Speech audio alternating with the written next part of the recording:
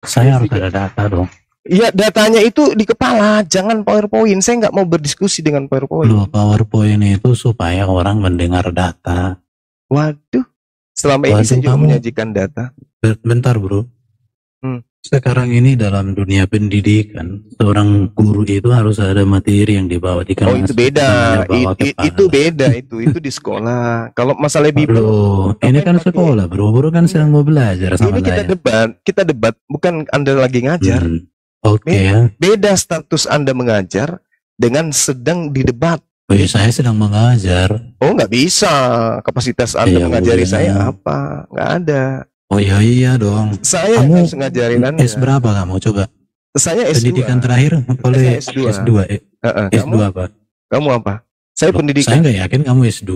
Emang kenapa? Coba judul apa tesismu apa? Kamu siapa? Enggak, judul tesismu apa? Kamu dosen penguji.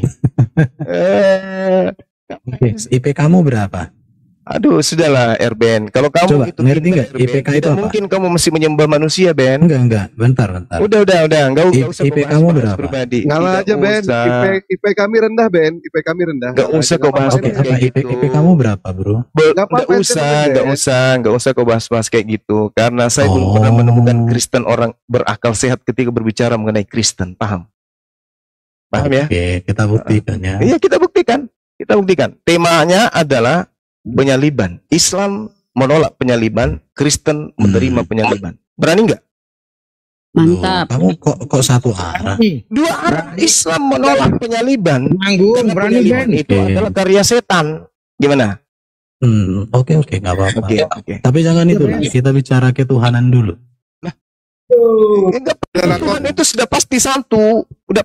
Tuhan. Oke, sekarang saya bertanya. Saya bertanya aja. Itu ada timer. Siapa yang disalibkan jika bukan Isa Al-Masih, dan apa urgensitasnya Isa Al-Masih tidak disalibkan? Silakan. Tadi pakai timer. Silakan. Tunggu, ini mau pakai. Itu ada timernya. Siapa yang disalibkan? Oke, siapa yang disalibkan menggantikan Isa Al-Masih? Dan apa urgensitasnya Isa Al-Masih itu diangkat hidup-hidup ke langit? Oke. Baik. Tunggu pakai data dulu. ya. Kita tentukan dulu nih siapa yang data. Tunggu lu. Ini udah mulai ya, Ben. Yo. Halo. Aduh, gimana? Ini artinya pakai timer. Mau dibikin berapa menit biar jelas. Cocok lah itu 3 menit atau 2 menit.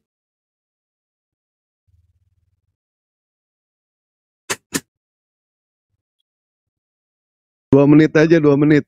Iya, 2 menit juga boleh.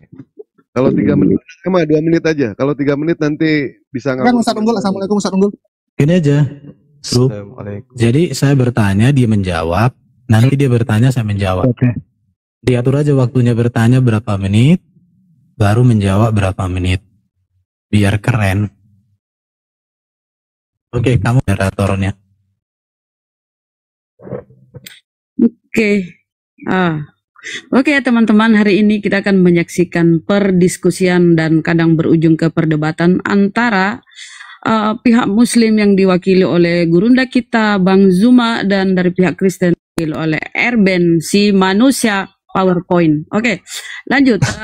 Menit ya untuk siapa dulu nih? Izin sedikit Bunda Rahma. Izin sedikit. Tolong teman-teman di bawah, dibantu tap-tap ya, dibantu tap-tap layar ya. Saya bertanya, siapa yang disalibkan? Apa urgensitasnya Isa itu tidak disalibkan dan diangkat ke langit? Bang Ben, berapa boleh menit ini? Dijawab sama Bang Zuma dengan data. Jadi urgensitasnya. 2 menit ya. 2 menit dan ya, mengapa harus diserupakan? Ada data ya. Dan mohon yang host berikan 1 orang untuk menunjukkan datanya, supaya kita bicara data, bukan bicara bibir. Ya sekali sama kau. Sekarang ini kan gurunda ketemu sama gurunda, masa kelasnya anak kecil, gimana sih Bunda? Berapa time? Oke, silakan Bro Juma. Oke, senyawa. Oke. Bismillahirrahmanirrahim. Al-Qur'anul Karim. Ustaz Unggul hadir. Waduh. Iya, nggak usah di absen dulu deh semua. Ustaz Unggul. Udah dimoderaterin sama Bunda Rahma, nggak apa-apa Bang Zul. Lanjut aja. Lanjut. Oke, silakan dikasih tunjuk datanya, nggak apa-apa. Kasih waktu banyak untuk tunjukkan data. Nggak usah. Waduh, Bismillahirrahmanirrahim. kok diskusinya seorang guru nggak pakai data, bro? Gimana sih, bro? Al-Quranul Karim menjelaskan dalam surah An-Nisa ayat 157. Wa qaulihim inna qatalnal masiha Isa bin Maryam Rasulullah wa ma qatalu wa ma salabu walakin syubbiha lahum. Jadi di sini diterangkan kemudian ketika orang-orang Yahudi pada saat itu mengaku telah membunuh Nabi Isa alaihissalam dan mereka sebagai Rasul Allah padahal mereka tidak beriman kepadanya, mereka mengatakan telah membunuhnya padahal mereka tidak membunuh. Nah, Anda bertanya, siapa yang diserupakan? Ya tanya kepada yang membunuh, bukan saya yang membunuhnya. Diserupakan bagi mereka, bukan diserupakan bagi Bang Suma. Andai diserupakan bagi Bang Suma, maka saya akan mengatakan ini orangnya. Tapi kan tidak diserupakan bagi saya. Diserupakan bagi orang yang hidup pada zaman itu, yaitu pelaku-pelaku penyaliban terhadap Nabi Isa alaihissalam. Kemudian datanya adalah Tuhan kemudian menggantikan Nabi Isa dengan orang yang diserupakan, menggantikan kedudukannya pada saat itu. Apa yang terjadi kemudian? Mereka ragu-ragu terhadap yang dibunuh, mereka berselisih paham tentang tentang siapa yang mereka bunuh, dan mereka tidak membunuh dengan yakin bahwa yang dibunuh itu adalah Isa anak Maryam. Itu satu. Lalu kenapa kemudian mengangkat rasulnya, menyelamatkan rasulnya? Karena Allah sudah mengatakan bahwasanya bahwa ta'ahullahu ilai wa kana Allahu azizan hakiman. Tetapi Allah telah mengangkat Isa ke hadirat Allah. Allah Maha Perkasa dan Maha Bijaksana. Kenapa dia mengangkatnya? Karena dia memiliki tugas di akhir zaman untuk datang meluruskan kembali ajarannya yang dibengkokkan oleh orang-orang Roma dan Yunani, yaitu Kristen. Itu urgensinya. Maka ketika datang kedua kalinya, tak ada satupun ahli kitab yang tidak beriman kepadanya. Sedangkan orang kafir ditendang ke neraka. Demikian. Sekarang saya ingin bertanya pada saudara. Oke? Tolong kamu tunjukkan kalau Yesus yang disalib itu adalah anak Maria. Tunjukkan siapa yang lari di belakang Yesus putra Bapa yang ditangkap menggunakan kain lenan, melepaskan kain lenannya, lalu lari meloloskan diri. Siapa laki-laki di belakang Yesus Barabas yang ditangkap ini yang melepaskan kain lenan? Tolong kasih data, silakan. Oke. Ya. 2 menit. Menanggapi berapa menit? 2 menit, Bang. Oke, terima kasih. Pertanyaan saya, apa urgensitasnya Nabi Isa itu digantikan, diangkat ke langit, dan siapa yang disalibkan itu? Rupanya Bro Juma tidak tahu dan Allah Subhanahu wa Ta'ala juga tidak tahu. Kasih saya di kolom besar. Apa yang disampaikan oleh Bro Juma, maka saya berpikir bahwa apa yang disampaikan ini host kasih dong di kolom besar. Gimana sih?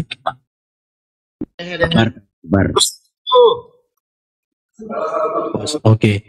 Di dalam Matius 27 ayat 11, di sini ada mahkamah agama. Dan sumber keraguan tentang kebangkitan dan penyaliban berasal dari dusta mahkamah agama yang menggunakan uang. Jadi orang-orang disogok untuk memelintir berita kematian Yesus. Berarti apa yang disampaikan Bro Juma berarti termakan hoax yang dibangun oleh dusta. Ta'ala pun menurut hemat saya dari penjelasan Juma adalah korban hoax yang dibuat oleh dusta mahkamah agama.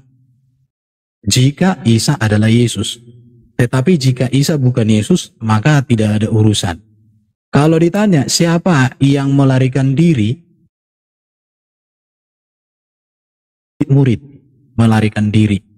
Baik Yohanes pun pergi meninggalkan, baik Petrus, walau kemudian mereka melihat dari jauh. Itu bisa dibaca di dalam kitab Injil Matius, Markus, Lukas, dan Yohanes. 3-4 kitab Injil menceritakan kebenaran Yesus. Dan ingat, Matius itu adalah murid Yesus langsung. Markus juga murid Yesus langsung dari golongan 70. Lukas juga murid Yesus langsung dari golongan 70. Yohanes murid Yesus langsung dari golongan 12. 4 kitab Injil ini ditulis di abad pertama. Ditulis di abad pertama. Harus diingat itu ya, ditulis di abad pertama.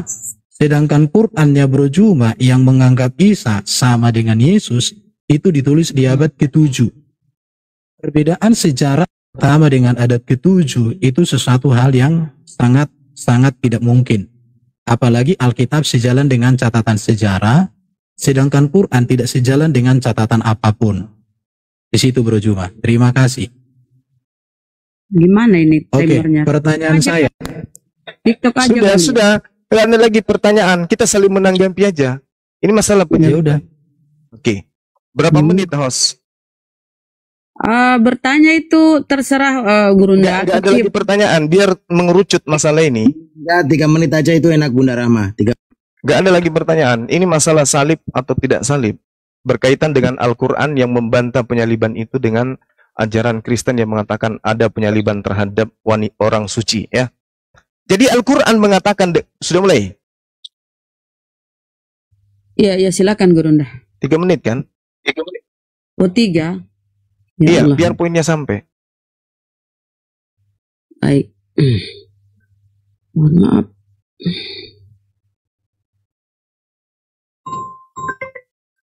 Oke. Jadi gini, penyaliban di dalam Quran itu terjadi, tapi yang disalibkan itu adalah pengganti. Yang disalibkan bukan Nabi Isa alaihissalam. Ada yang diselamatkan, ada yang tidak diselamatkan. Nah, berdasarkan tujuan daripada diselamatkannya Nabi Isa alaihissalam kelak untuk diperuntukkan menjadi saksi. Wa isqalallahu ya Isa bin Maryam, a anta qulta linnas takhizuni. Apakah engkau mengajarkan kemudian kepada orang Kristen untuk menuhankan dirimu? Apa kata Nabi Isa? Tidak sama sekali. Makanya di dalam kitab saudara Yohanes 12:42 apa yang dikatakan? Barang siapa yang menolak aku, dia sudah ada hakimnya, yaitu firman yang aku katakan kepada mereka. Firman itulah yang akan kelak menjadi hakimnya di akhir zaman. Jadi siap-siap aja Anda akan dihakimi oleh Yesus. Anda akan diusir. Itulah gunanya dia diselamatkan untuk datang menjadi saksi bahwa di tengah-tengah penolakan mereka ada di antara kelompok orang yang menuhankan dirinya. Padahal tujuannya datang adalah mengajak Bani Israel kembali kepada hukum Taurat. Nah, kemudian kenapa ini terjadi? Karena pada kalangan orang-orang tertentu, di kalangan orang-orang Yahudi, Allah mengatakan, "Wa ma ya'tihim mir rasulin illa kanu bihi yastahzi'un." Tiap kali ada utusan rasul kepada mereka, mereka selalu memperolok-olok rasul tersebut. Semua. Nabi Musa diolok-olok, Daud, Salomo diolok-olok, Yesus tidak lepas diperolok-olok. Inilah kemudian Allah mengangkat nabinya ke langit untuk datang kemudian. Karena ada persangka. Persangkanya itu Kristen. Maka dia harus datang. Karena dipersiapkan untuk menjadi hakim bagi tersangka. Kalian tersangkanya. Nah, sekarang. Kalau Anda tidak mampu menunjukkan siapa dia yang lari mau loloskan diri menggunakan kain lenan. Nih, saya ajarin Erben. Tak ajarin. Yesus di dalam Yohanes 13:4 melepaskan jubah lalu kemudian menggunakan kain lenan. Oke? Pada saat Yesus ditangkap di kitab saudara Yohanes 18 ditangkap dia di sana. Di situ jelas sekali ada seorang penjahat juga namanya Yesus. Yesus Barabas, Yesus putra Bapa. Yang kalian sembah adalah Yesus putra Bapa, bukan Yesus putra anak, putra ibu, bukan. Sementara yang kami imani adalah Yesus putra ibu, yang kalian tuhankan Yesus putra Bapa. Yesus Barabas adalah penjahat nasionalis yang juga dilepaskan bersamaan dengan Yesus anak ibu. Sekarang permasalahannya adalah ketika kemudian ada orang berlari dengan menggunakan kain lenan, siapa orang yang lari menggunakan kain lenan tadi? Siapa? Lolos dia dari penangkapan. Markus 14 nomor 50, semua murid Yesus meninggalkan Yesus. Yang tinggal cuma satu, yaitu konco sang pengkhianat, yaitu Yudas. Sementara murid semua berlari, ada yang ditangkap kemudian, lalu ada juga yang menggunakan kain lenan. Di situ masih ada 2 orang. Siapa yang menggunakan kain lenan ini dan siapa yang ditangkap ini? Silakan. Saya minta data.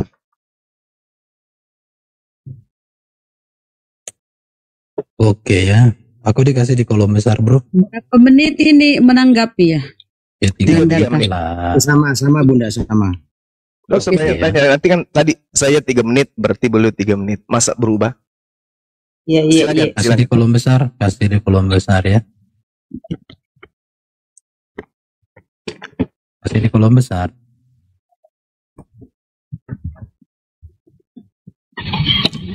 Kasih di kolom besar dong, host. Host. Ada yang bisa memberikan kolom besar nggak selain Dinda Julius? Ini hostnya gimana sih? Siapa yang jadi moderator ya? Karena saya butuh kasih data supaya bisa dikasih moderator host, nanti saya bantu. Izin host, Pak Lopo bisa di moderator biar hostnya saya kemana sih ini hostnya, kolot juga hostnya nih. Dinda Julius. Kata tadi. Ya, coba ditelepon dulu, ditelepon dia supaya dikasih di kolom besar, karena kalau saya tunjukkan data kan data berbicara, mulut saya berbicara, jadi 2 kali berbicara, orang cerdas langsung ngerti. Udah sementara tinggal baca dulu Bang ya. Udah aku telepon. Pak Lopo Bang Jul bisa dikasih moderator. Oke, saya biar dulu cepat dong. nanti. Beliau jauh dari perangkat Bang Pak Lopo. Waduh, ini boleh gitu kalau diskusi. Telepon bentar. Iya, supaya Ko Julius, enak diskusinya. sebentar lewat telepon.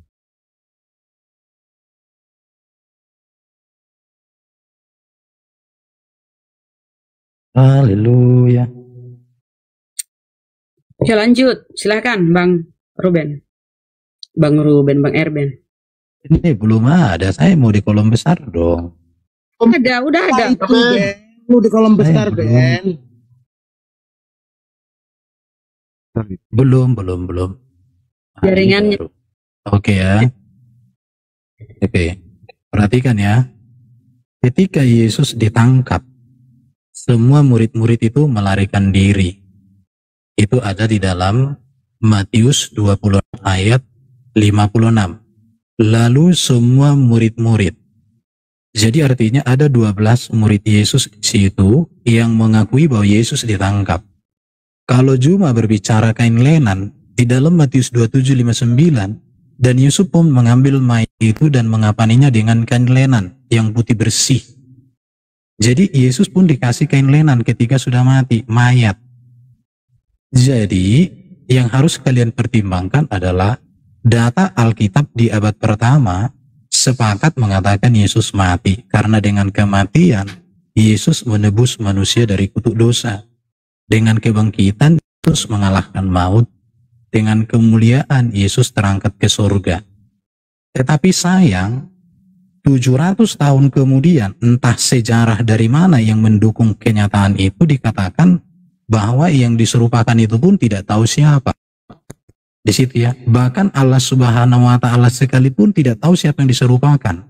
Padahal di dalam surat Hud 1 dikatakan Quran itu detail dan teliti ya.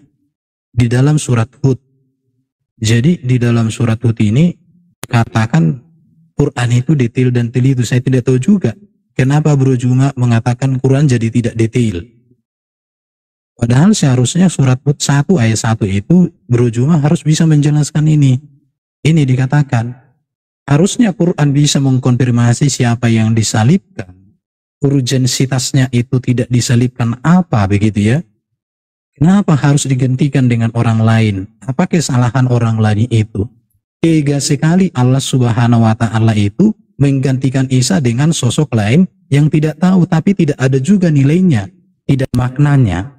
Apakah Allah itu bekerja tanpa makna, bekerja tanpa nilai, bekerja tanpa tujuan? Sementara di dalam kitab Injil ada yang namanya dusta mahkamah agama. Inilah sumber dari morat-maritnya berita. Lihat ini, Jepang membayar orang-orang untuk memberitakan kebenaran tentang Yesus itu secara salah. Waduh, betapa berbahayanya kalau sampai Allah tidak bisa menjelaskan, padahal dia klaim kitabnya jelas. Ini surat 1 ini Bro Juma. Dikatakan di sini alif lam ra. Inilah kitab yang ayat-ayatnya disusun dengan rapi. Kemudian dijelaskan terperinci loh. Di mana terperincinya Quran kok tidak bisa menjelaskan siapa yang disalib? Dan siapa, apa urgensitasnya penyaliban itu tidak terjadi? Ini yang harus dipahami oleh teman-teman. Jangan seperti Bro Juma hanya memakai kata kain lenan. 12 murid di situ itu semua lari. Oke? Saya tanggapi. Baik. Jadi berbicara mengenai Al-Quranul Karim tentang surah Hud, itu tidak sedang menjelaskan rincinya satu keadaan, rincinya suatu proses kejadian, tidak. Ini berbicara mengenai hukum-hukum. Al-Quran itu terperinci berkaitan dengan hukum, tidak berkaitan dengan penyaliban. Al-Quran sudah merincikan dengan sangat jelas bahwa mereka berselisih paham tentang orang yang mereka kira dibunuh, padahal sebenarnya mereka tidak membunuhnya. Rincinya adalah mereka selisih paham. Kisah Para Rasul 29 nomor 15, 25 nomor 19. Paulus berselisih paham dengan orang-orang Yahudi. Paulus mengatakan masih hidup. Orang Yahudi mengatakan sudah mati. Paulus mengatakan masih hidup. Berselisih paham. Oke? Berselisih paham. Kemudian, ketika saudara mengatakan siapa yang kemudian diserupakan dengan Isa? Pertanyaan saya, siapa yang menggunakan kain lenan? Ketika Anda mengatakan orang yang diturunkan Yusuf Arimatea itu menggunakan, diberi kain lenan, berarti itu bukan Yesus. Karena Yesus menggunakan kain lenan sebelum perjamuan terakhir. Kisah Yohanes 13 nomor 4, Yesus melepaskan jubah lalu menggunakan kain lenan. Kalau dia mati dalam keadaan menggunakan kain lenan, berarti dia tidak perlu diberi lagi mayatnya kain lenan. Karena dia sudah menggunakan kain lenan. Sedangkan di dalam kitab saudara, Markus 14 nomor 50, 51, 52, ada seorang pemuda menggunakan kain lenan yang lari meloloskan diri. Siapa dia? Ayo, ada datamu. Saudara punya data. Tunjukkan bahwa si Fulan menggunakan kain lenan pada saat sebelum penyaliban. Siapa? Anda tidak akan pernah bisa menjawab itu. Oke? Kemudian, jika saudara mengatakan di situ ada 12 murid yang lari. Siapa bilang 12 murid yang lari? Siapa bilang? Untuk apa Yudas lari? Untuk apa? Sedangkan yang menjadi pengkhianat saat itu adalah Yudas. Yudas menjadi konco Romawi. Ngapain dia lari? Ngapain dia lari? Ada-ada aja.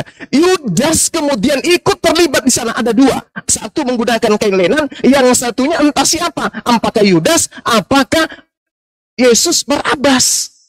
Yang menggunakan kain lenan ini menurut saya Yesus. Kalau Anda mengatakan bukan Yesus, tunjukkan satu orang yang menggunakan kain lenan selain Yesus. Ada enggak? Ada enggak? Enggak akan pernah Anda bisa tunjukkan itu. Pada saat penangkapan murid 11 melarikan diri, Yudas di mana? Jawab saya. Yudas masih bersama dengan tentara Romawi, coy. Kemudian Yesus Barabas kemana? Kemana Yesus Barabas? Ini juga perlu Anda perhatikan. Jadi, Tuhan tidak akan mungkin membiarkan orang yang menjadi Mesiasnya, menjadi orang yang diurapinya, dicelakai.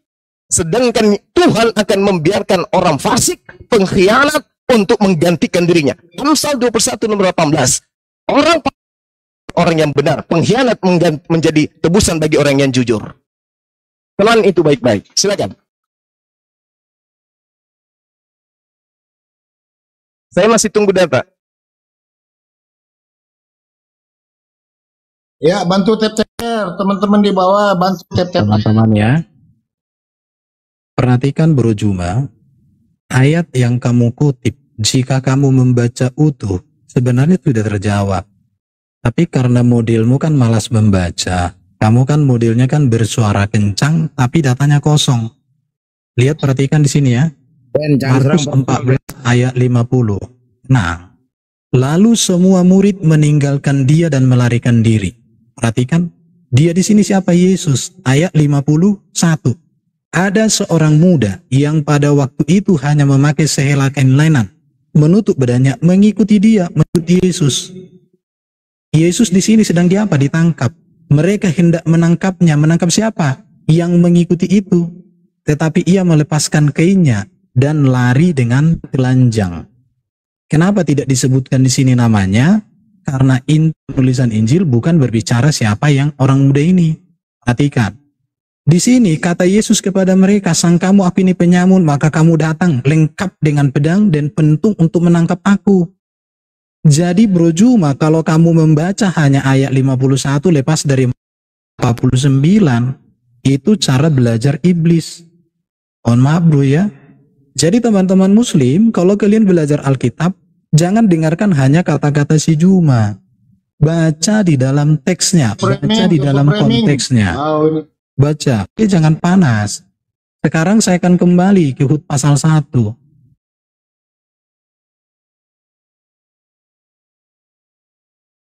Ben, malah ke-mute Ben.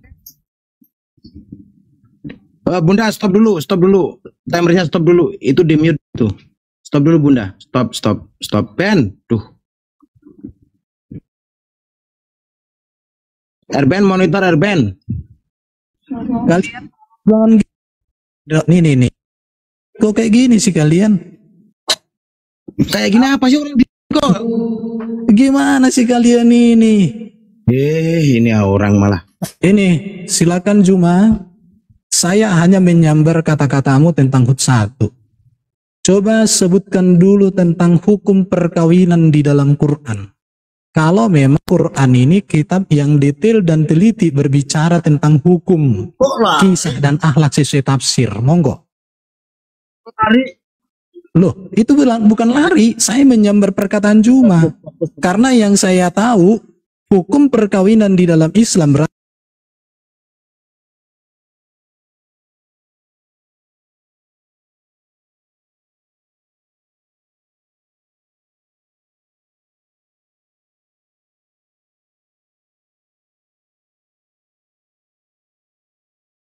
dikatakan ayat Quran ini semua rapi, disusun detail dan teliti. Saya tanya siapa yang disalibkan? Apa urgensitasnya Isa digantikan dibawa ke langit? Itu tidak dijawab oleh Juma. Tapi Quran detail dan teliti. Ini malah lari ke ini gimana sih? Biar Bang Samudra biarkan. Oke, lihat ini Juma ya. Di dalam Alkitab tidak disebutkan siapa orang muda itu, tetapi dari kisahnya sudah dipastikan itu bukan. Dan seharusnya Quran harus bisa menjawab. Oke ya. Oke, jadi nanti Juma kau jawab dulu hukum perkawinan di dalam Quran itu seperti apa. Nanti saya akan tunjukkan hadis hukum perkawinan di dalam Islam berasal dari hukum jahiliyah. Ada 4, 3 dibuang, 1 diambil. Bahkan itu pun dilanggar oleh baginda Muhammad. Saya bisa tunjukkan samamu. Kalau kamu hanya modal bibir, saya nggak sanggup. Dari tadi kamu lihat ini, teman-teman baca ya. Ada seorang muda mengikuti Yesus, jadi mengikuti diam-diam. Siapakah ini? Di dalam teks ini tidak disebutkan siapa namanya. Tidak disebutkan siapa namanya. Kenapa? Karena esensi penulisan kitab Injil bukan tentang orang-orang di sekitar Yesus. Esensinya adalah yang mau diberitakan di sini fakta sejarah Yesus memang ditangkap di dalam konteks ini. Karena konteks ini bicara Yesus ditangkap. Dan itu esensi dari beritanya, makanya itu yang diberitakan. Oke, silakan Bro Juma. Hukum perkawinan di dalam Quran, silakan. Oke, meskipun itu lari ya dari ini untuk membuktikan kepada saudara. Al-Quranul Karim menceritakan tentang apa yang Anda pertanyakan. Al-Quran surah As-Sayyad ayat 49. Allah menceritakan bahwa manusia dicipta dengan berpasang-pasangan. Wa min kulli syai' dan seterusnya. Ini waktu saya terbatas. Di dalam Al-Quran surah An-Nisa ayat 1. Di situ menerangkan tentang pernikahan dan jodoh. Al-Quran An-Nisa ayat 1. Tulis aja, saya tak ajarin kamu. Kemudian berbicara tentang pernikahan dan kodrat sebagai makhluk manusia. Al-Qiyamah ayat 39. Pernikahan Al-Quran menjelaskan kewajiban menikah. Dalam Al-Quran surah An-Nur ayat 32. Pernikahan sebagai hal yang diperjanjikan oleh Tuhan. Di dalam Quran surah An-Nisa ayat 21. Kemudian Al-Quran menceritakan tentang pernikahan dan ta'arufnya, cara-caranya. Di dalam Al-Quran surah Al-Hujurat ayat 13. Al-Quran tentang pernikahan dan ketentraman tujuan pernikahan. Ar-Rum ayat 21. Al-Quran bercerita tentang haramnya wanita-wanita yang dinikahi. Dijelaskan dalam Al-Quran. Dalam Al-Quran jelas sekali dikatakan oleh Allah Subhanahu wa Ta'ala dalam surah An-Nisa.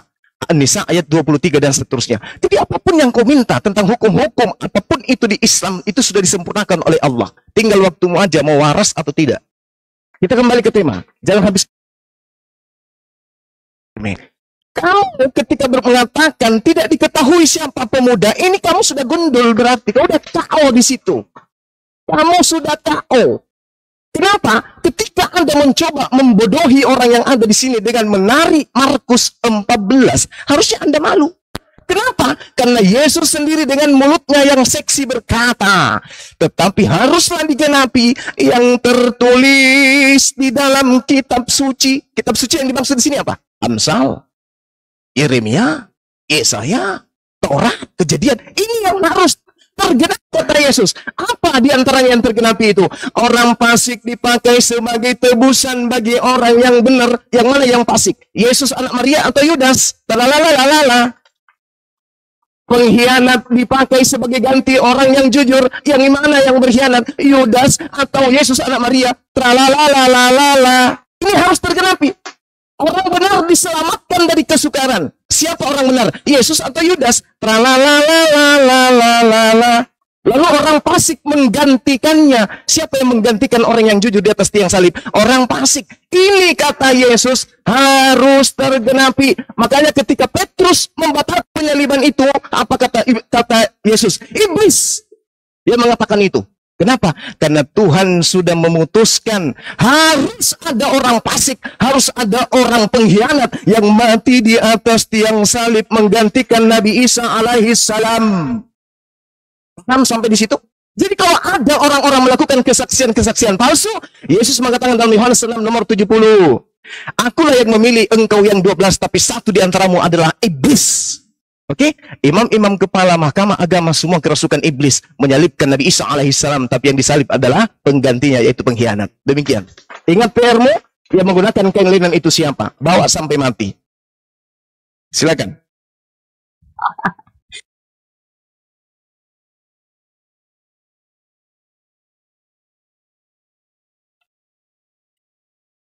Di mute. Buka mute-nya. Oke, lanjut. Kalian jangan gitu lah. Mute lah, aku kan diam. Kita dari tadi benerin lu, Ben. Jangan framing dong. Jangan gitu. Oke, lanjut. Lihat. Di dalam satu tafsiran dikatakan ada seorang muda, perhatikan ya. Tradisi gereja mengatakan ini adalah Yohanes Markus, si penyusun Injil. Dia adalah seorang pendamping misionaris awal, yaitu pamannya Barnabas. Ada namanya ya. Ini dia. Dari mana? Silakan.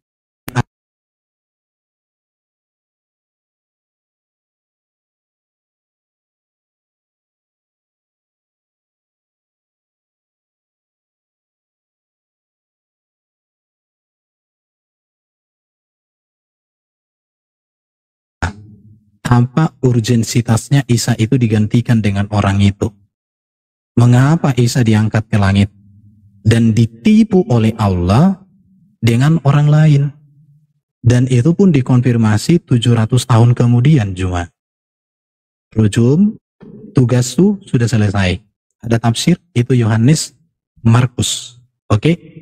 Dan di dalam Markus 14 itu justru menegaskan bahwa Yesus itu memang benar-benar disalib. Karena lewat penyalibanlah Yesus menebus manusia dari kutuk dosa. Oke? Dan melalui kematianlah Yesus berhadapan dengan maut. Makanya seorang juru selamat haruslah seorang yang suci, tak berdosa, supaya melalui kematiannya itu sanggup untuk menebus manusia. Dan seorang juru selamat harus seorang yang mati berhadapan dengan maut dan harus mengalahkan maut. Maka bagi kami Nabi Muhammad nggak ada apa-apa. Kenapa? Karena dia tidak pernah bangkit. Bahkan sampai hari ini pun orang muslim mendoakan dia. Tetapi orang muslim mendoakan Nabi Muhammad juga itu atas permintaan Nabi Muhammad atau Nabi siapa? Sedangkan Nabi Muhammad ketika berdoa untuk mamanya yang sudah meninggal bolehin oleh Allah Subhanahu wa taala. Padahal jelas dikatakan orang tua Nabi itu ada di neraka. Tetapi tidak boleh dia mendoakan orang tuanya. Tapi dia sendiri minta didoakan oleh para pengikutnya. Tapi dia tidak dibolehkan oleh Allah mendoakan oleh orang tuanya. Oke lah. Jadi teman-teman, pertanyaan si Juma sudah terjawab dengan bagus sesuai dengan data dari aplikasi tafsir yang sudah dibuat oleh orang Kristen. Sekarang cuma buktikan siapa yang digantikan. Namanya siapa? Urgensitasnya orang itu digantikan. Apa kesalahan orang itu? Apa kesalahan Isa sehingga mau disalibkan oleh orang-orang? Apa kebenaran Isa sehingga dia diangkat ke langit? Belum lagi nasi tanya, ngapain Isa di langit hidup? Pakai oksigen apa enggak gitu ya? Kenapa bukan Nabi Muhammad yang diangkat ke langit ketika hendak makan makanan yang enggak ada gizinya itu? Nah itu silakan Bro Juma. Datamu mana? Dari tadi kamu nggak ada data, Bro. Oke, teman-teman, kita lihat ya betapa minimnya keilmuan seorang bernama Erben. Anda membawa tafsir Yohanes Markus, berarti ini adalah penulis kitab saudara sendiri. Markus itu nama lainnya adalah Yohanes. Baca kitab Kisah Para Rasul 12 nomor 12. Itu ilmu untuk Anda, catat itu baik-baik. Jadi penulis kitab Yohanes sebenarnya itu bukan Yohanes murid Yesus, tapi Markus muridnya Paulus. Kemudian ketika Anda membawa narasi tafsir gereja, apa dasar tafsiran mereka? Kenapa tidak dijadikan Yohanes 13 nomor 4? Jelas-jelas namanya tertulis di situ. Yesuslah yang menggunakan kain lenan. Kenapa lari ke Markus? Mana dalilnya Markus menggunakan kain lenan? Mana? Sementara Yesus, anak Maria sudah jelas-jelas melepaskan jubah. Jubahnya digantikannya dengan kain lenan. Terus kenapa larinya ke Markus? Ini penipuan, pembodohan yang sangat-sangat luar biasa. Kemudian, saya sudah menjelaskan kepada saudara, kenapa kemudian Nabi Isa alaihissalam itu terangkat ke langit? Untuk datang kedua kalinya menjadi saksi kepada penolak-penolaknya. Makanya Al-Quran sangat jelas, saya sudah sampaikan kepada saudara. Wa in min ahlil kitabi illa la yu'minan nabi qablal mauti wa yawmal qiyamati wa yakunu alaihim syahida. Itu terekam dalam Yohanes 12:48. Coba kamu belajar deh. Yesus datang untuk yang kedua kalinya menghakimi berdasarkan kalimat-kalimat yang diajarkan ketika dia bersama dengan orang Yahudi, bukan bersama dengan orang Kristen, karena Kristen ini penumpang gelap. Oke? Bahwa siapa yang mau aku, dia sudah ada hakimnya, yaitu firman yang pernah aku katakan kepada mereka. Firman itulah kelak yang akan menjadi hakimnya di akhir zaman. Maka dia datang untuk yang kedua kalinya. Kenapa bukan baginda Rasulullah Muhammad SAW? Kenapa? Karena tidak ada umatnya Rasulullah Muhammad SAW yang menjadi tersangka. Untuk apa dia menjadi datang hakim? Tidak ada umat yang jadi tersangka. Sedangkan umatnya Nabi Isa alaihissalam tersangka, mengajarkan non-Yahudi menyembah dirinya. Itulah yang datang untuk dihakimi. Makanya kalau Anda cerdas, Matius 7, nomor 21-23, yang diusir itu Kristen. Enyahlah daripada aku kalian semua pembuat kejahatan, karena kalian tidak melakukan kehendak Bapakku yang ada di langit. Bapakku menginginkan menyembah dirinya seorang, bukan menyembah diriku. Bapakku mengajarkan ibadah sabat, bukan hari Minggu. Bapakku mengajarkan hukum Taurat, bukan surah-surah Paulus. Ya, tidak semua orang yang menyeru aku kurios Tuhan Lot akan masuk ke dalam surga, melainkan orang-orang Yahudi yang menyembah kepada Bapa. Kalau orang Kristen ini apa? Penumpang gelap. Lalu kemudian ketika Anda bertanya, siapa yang diserupakan? Ya, siapa yang menggunakan kain lenan? Markus, mana buktinya Markus menggunakan kain lenan? Tunjukkan dalilnya. Nggak ada kan? Nggak ada. Kamu masuk di sini, gali kuburmu sendiri, Erben. Silakan.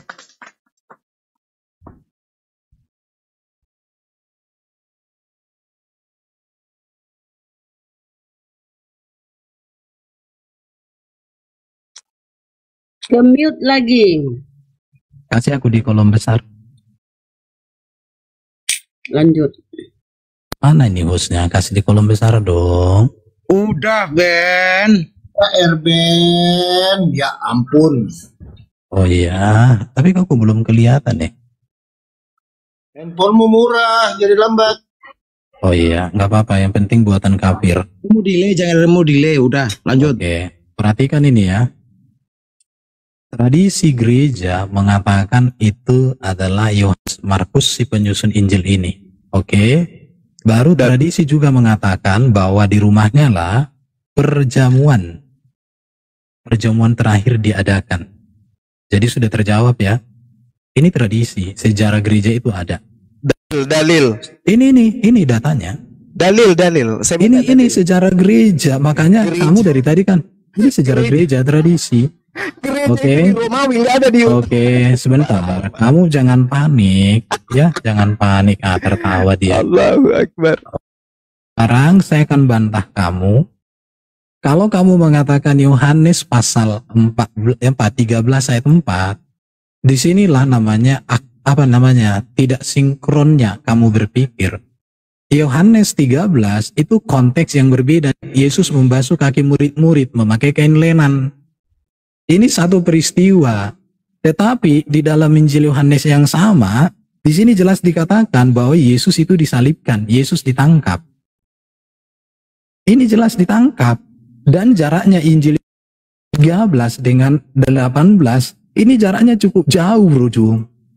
Jadi artinya kamu itu tidak punya historitas dalam berpikir secara kronologis. Artinya apa? Kamu itu sepenggal, seuprit, bahasa Medan, seuprit doang cara berpikirmu. Itu, coba lihat ini dong, data ini, Yohanes ya.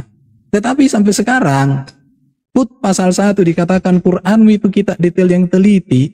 Siapa yang disalibkan, kamu juga nggak ngomong.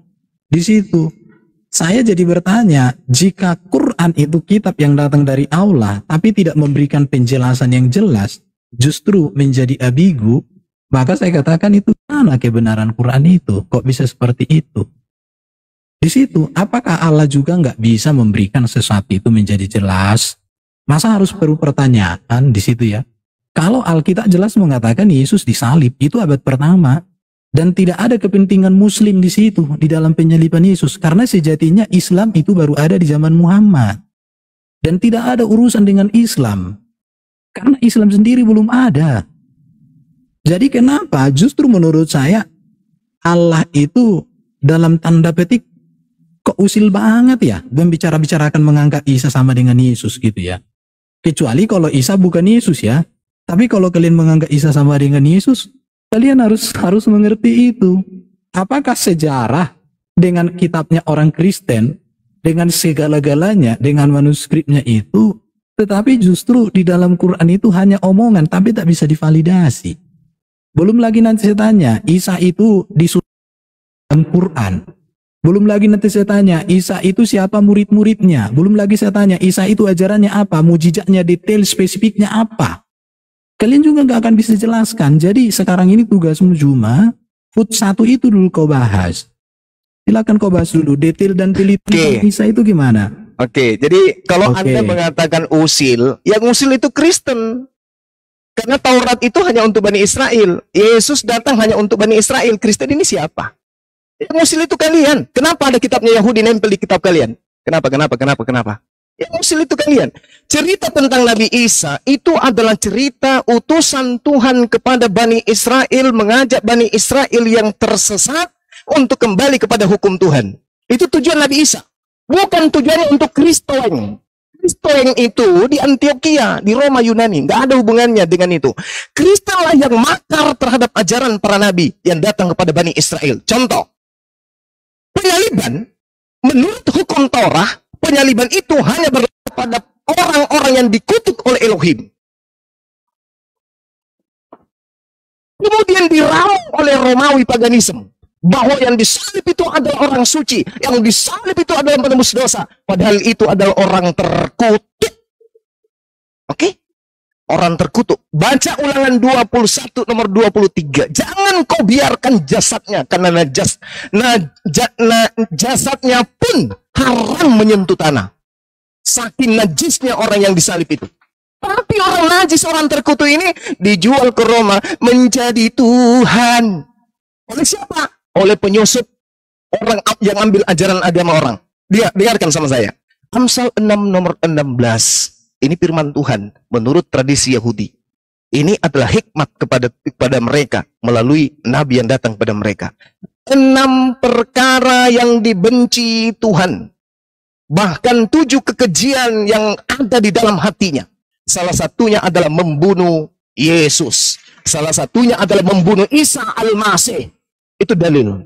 Oke? Menumpahkan darah orang yang tidak bersalah. Pilatus mengatakan Yesus tidak bersalah. Paulus mengatakan tidak bersalah. Berarti haram hukumnya menurut hukum Yahudi membunuh orang yang tidak bersalah. Karena itu adalah kekejian bagi Tuhan.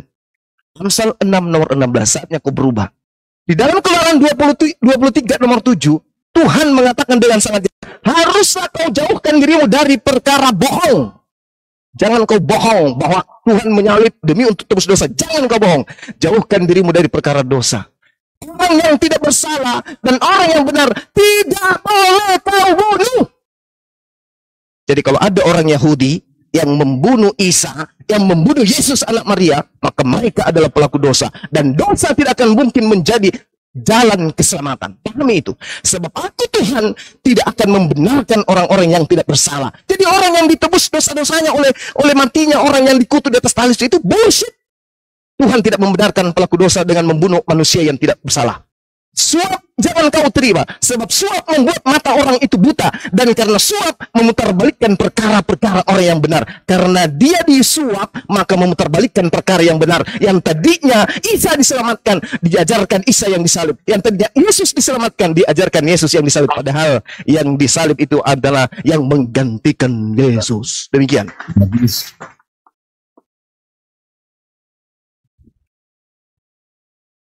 Ingat PR-mu? Berapa putaran lagi ini Bang Juma? 3 kali. Kalau dia tidak sampai bisa menunjukkan percuma. Baik. 3 kali lagi ya? Iya, Bang. Baik.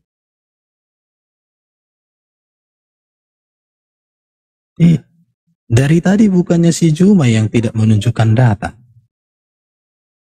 Gak ada kau tunjukkan data, Bro Juma. Jadi kamu minta orang menunjukkan data. Perhatikan. Kenapa orang Kristen memakai kitab? Anda tunjukkan aja Markus menggunakan kain lenan. Loh, sekarang kalau berbicara kain lenan ini, di dalam kitab Injil ada beberapa yang berbicara tentang kain lenan.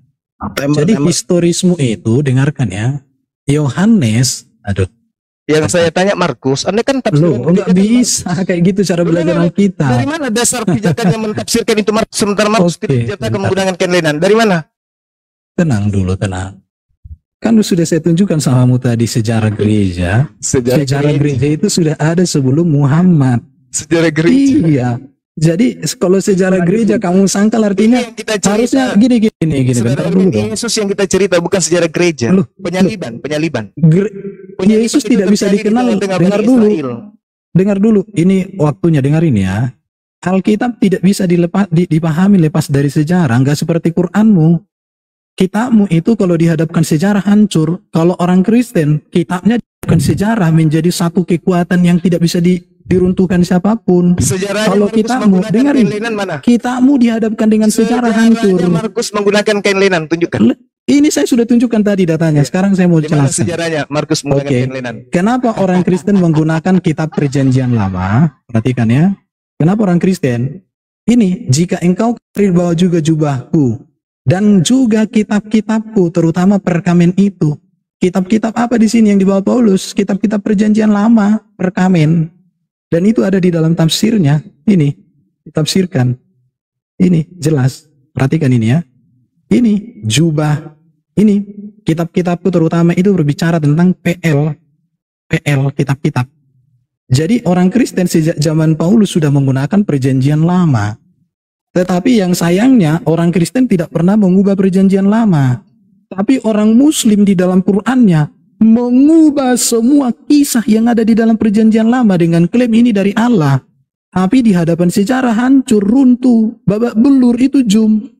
Jadi Bro Juma itu dari tadi kamu kan suaramu aja yang lantang, datamu nggak ada, historitasnya nggak ada. Kenapa ketika kisah Perjanjian Lama ada di dalam kitabmu justru dirubah semua? Dan ketika divalidasi dengan fakta historis sejarah hancur data kitabmu. Itu menjadi pergumulanmu hari ini, Jum. Oke bro ya, jadi sebenarnya semua pertanyaanmu sudah dijawab. Contoh, kalau orang menyembah Yesus, saya bisa tunjukkan samamu bahwa seorang raja itu disembah. Yesus raja, bukan Allah Bapa. Yang mengatakan Yesus itu Allah Bapa sang pencipta alam semesta, kan itu bidat. Jadi kamu itu sebenarnya kamu salah sasaran. Kamu tidak sedang menyerang iman Kristen, kamu menyerang oneness, menyerang bidat kamu. Bagus. Kalau Tritunggal nggak pernah mengatakan Yesus itu Allah Bapa. Yesus itu firman dalam rupa manusia. Dia disembah karena dia Mesias, Raja. Baru tadi kalau katakan hanya satulah kematian yang berkuasa mengampuni dosa, itu Yesus. Nabi Muhammad kematiannya nggak berkuasa mengampuni dosa umat Islam. Bahkan Nabi Muhammad tidak bisa menjamin orang tuanya, bahkan dirinya pun masuk surga. Di situ kalau Yesus karena dia tidak berdosa, maka kematiannya berkuasa mengampuni dosa. Kalau Yesus itu berdosa, satu pun dosanya nggak berkuasa mengampuni dosa. Maka hanya satu kematian yang berkuasa mengampuni dosa. Kalau Nabi Muhammad nggak mengampuni dosamu kematiannya. Tentu nggak bisa. Orang dia pun nggak bisa pasti masuk surga kok. Bahkan ayah ibunya pun nggak bisa didoakan dia, bro. Jadi itu, bro Juma.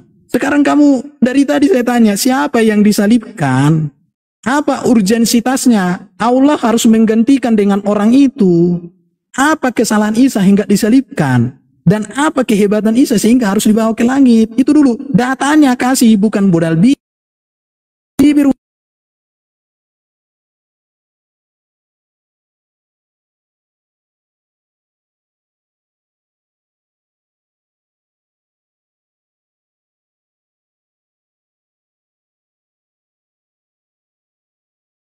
Bahwa kitab-kitab tafsiran tentang Paulus. Paulus ini siapa menurut Yesus? Paulus ini adalah orang Farisi. Yang Yesus katakan dalam Matius 23, celakalah engkau wahai orang Farisi, engkau menyeberangi lautan, menjelajahi daratan, ya, mentobatkan orang masuk ke agamamu menjadi orang neraka dan 2 kali lebih jahat daripada engkau sendiri. Dan ternyata 1 Korintus 11 nomor 1, jadilah teladanku sebab aku juga ini adalah Kristus. Jadi Kristen itu adalah pengikut Paulus Kristus. Itu yang perlu Anda pahami. Makanya ajaran Yahudi dan ajaran Kristen itu laksana langit dan bumi. Kalau Anda membawa Islam, Al-Quranul Karim, itu adalah pewahyuan. Tidak didasarkan atas pencarian seperti Lukas, Markus, dan seterusnya. Tidak. Tidak dilakukan, Al-Quran itu tidak melakukan penelitian. Datangnya dari Allah. Kalau Anda mengatakan itu salah, karena yang Anda gunakan mengukurnya adalah kitab Anda yang salah. Data salah Anda pakai untuk mengukur Al-Quran. Jangan salah. Oke? Siapa yang berfirman kepada Lukas? Siapa yang berfirman kepada Markus? Siapa? Yesus? Nggak ada. Tuhan? Nggak ada. Karangan semua. 14 kitabnya Paulus semua karangan. Markus juga karangan. Lukas juga karangan. Penulis Yohanes juga karangan. Penulis Matius juga karangan semua. Tidak ada yang berasal dari lisannya Yesus langsung. Nggak ada. Oke? Pahami itu. Nah, sekarang di dalam kitabnya orang Yahudi jelas sekali, jangan kau membunuh orang yang tidak bersalah. Berarti Yesus tidak boleh dibunuh. Karena itulah dia diselamatkan. Oke? Amsal 21 nomor 18. Kurang apa lagi data yang saya sajikan kepada saudara? Harus tergenapi apa yang tertulis. Yang tertulis itu orang fasik dipakai sebagai tebusan bagi orang yang benar. Siapa orang fasiknya? Siapa orang benarnya? Harus ditakar di situ. Antara Yesus dan Yudas, siapa orang fasik? Antara Yesus dan Barnabas, siapa yang orang fasik? Pengkhianat sebagai ganti tebusan bagi orang yang jujur. Siapa orang yang jujur? Siapa pengkhianat? Yudas pengkhianat. Yang jujur siapa? Itulah yang diselamatkan. Ini data, Erben. Ini data, bro. Ini data. Jangan kau cari di Al-Quran. Al-Quran surah Hud mengatakan terperinci. Yang terperinci itu hukum. Saya sudah buktikan samamu tentang nikah terperinci. Kalau saya tanya kepadamu, Bibelmu syarat-syarat nikah mana? Usia dini usia standar nikah di kitabmu mana? Syarat sah nikahnya apa? Gak ada. Inilah Al-Quran datang luruskan. Mengajarkan semua hukum. Bukan menceritakan apa yang pernah terjadi. Al-Quran tidak menceritakan sedetail itu karena tidak ada hubungannya dengan hukum-hukum yang dibutuhkan oleh manusia. Misalnya Al-Quran mengatakan digantikan oleh Yudas. Terus apa fungsinya? Apa korelasinya? Apa? Oh, Yudas yang sudah kan? Tidak ada masalah kan? Sudah. Makanya digunakan akal, diserupakan bagi mereka sehingga berselisih. Kisah para Rasul 25 nomor 19. Paulus bingung dan orang-orang Yahudi bingung. Siapa sebenarnya yang mati ini? Tidak bisa. Allahu Akbar. Masya Allah. Ben, silakan Ben, buka mute.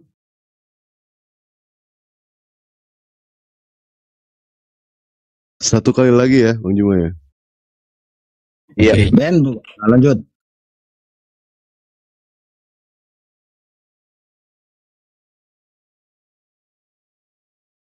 Dia mute sendiri loh, nanti kita yang dituduh.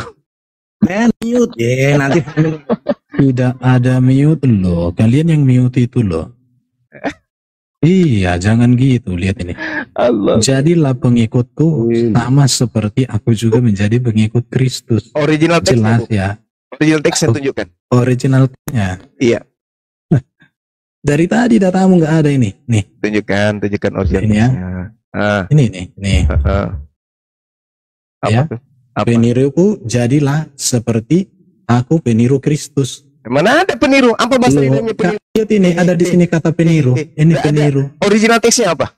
Peniru. Loh, lihat dong bentuk katanya apa di situ. Original teksnya noun, maskulin, singular, genetif. Genetif itu kata milik. Nipu, jangan nipu. Loh, ini kamu nggak ngerti teks Yunani. Ini genetif.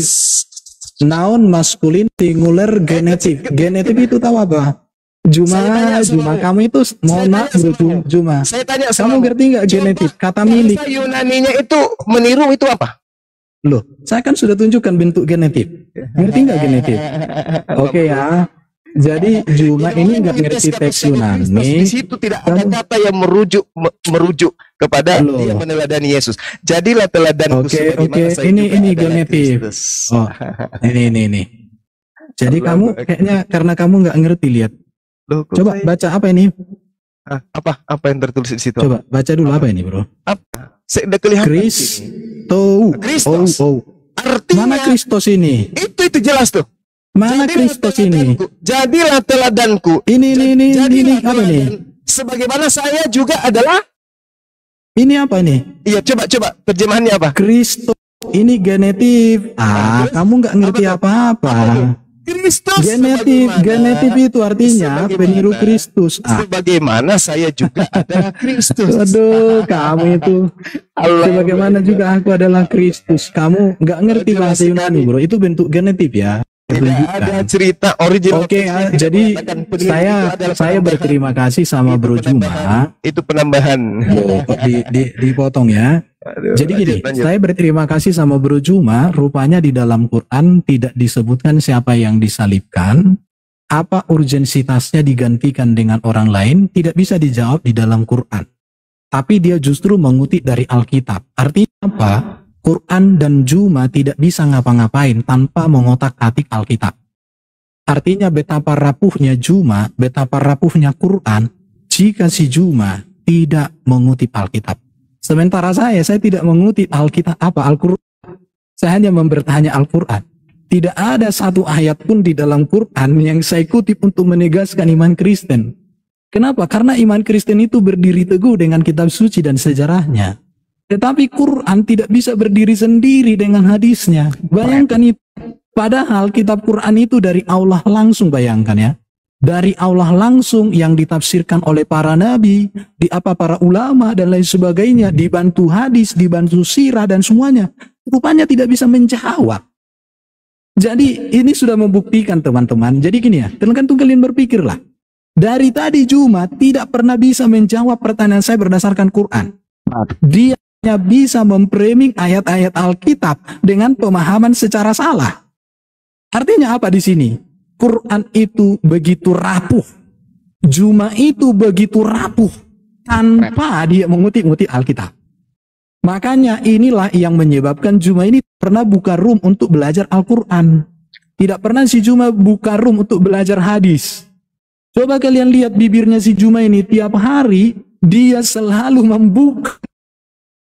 Mohon maaf, jangan personal. Loh. Jangan di mute. Biarin aja. Jangan termute. Dibalas sebentar. Jangan termute. Sekalian kayak gini. Lanjut. Iya, lanjut Bang, lanjut. Silakan Saudara Erben, lanjutkan. Teman-teman jangan di mute. Yang suka memute diturunkan aja deh, Julius. Kan ada mute. Nggak ada yang mute sini. Nggak ada yang mute Gurunda. Oke. Berarti dia mute sendiri, nanti dia bikin framing berarti. Ini saya pegang HP sama rokok, serius. Lanjut. Loh.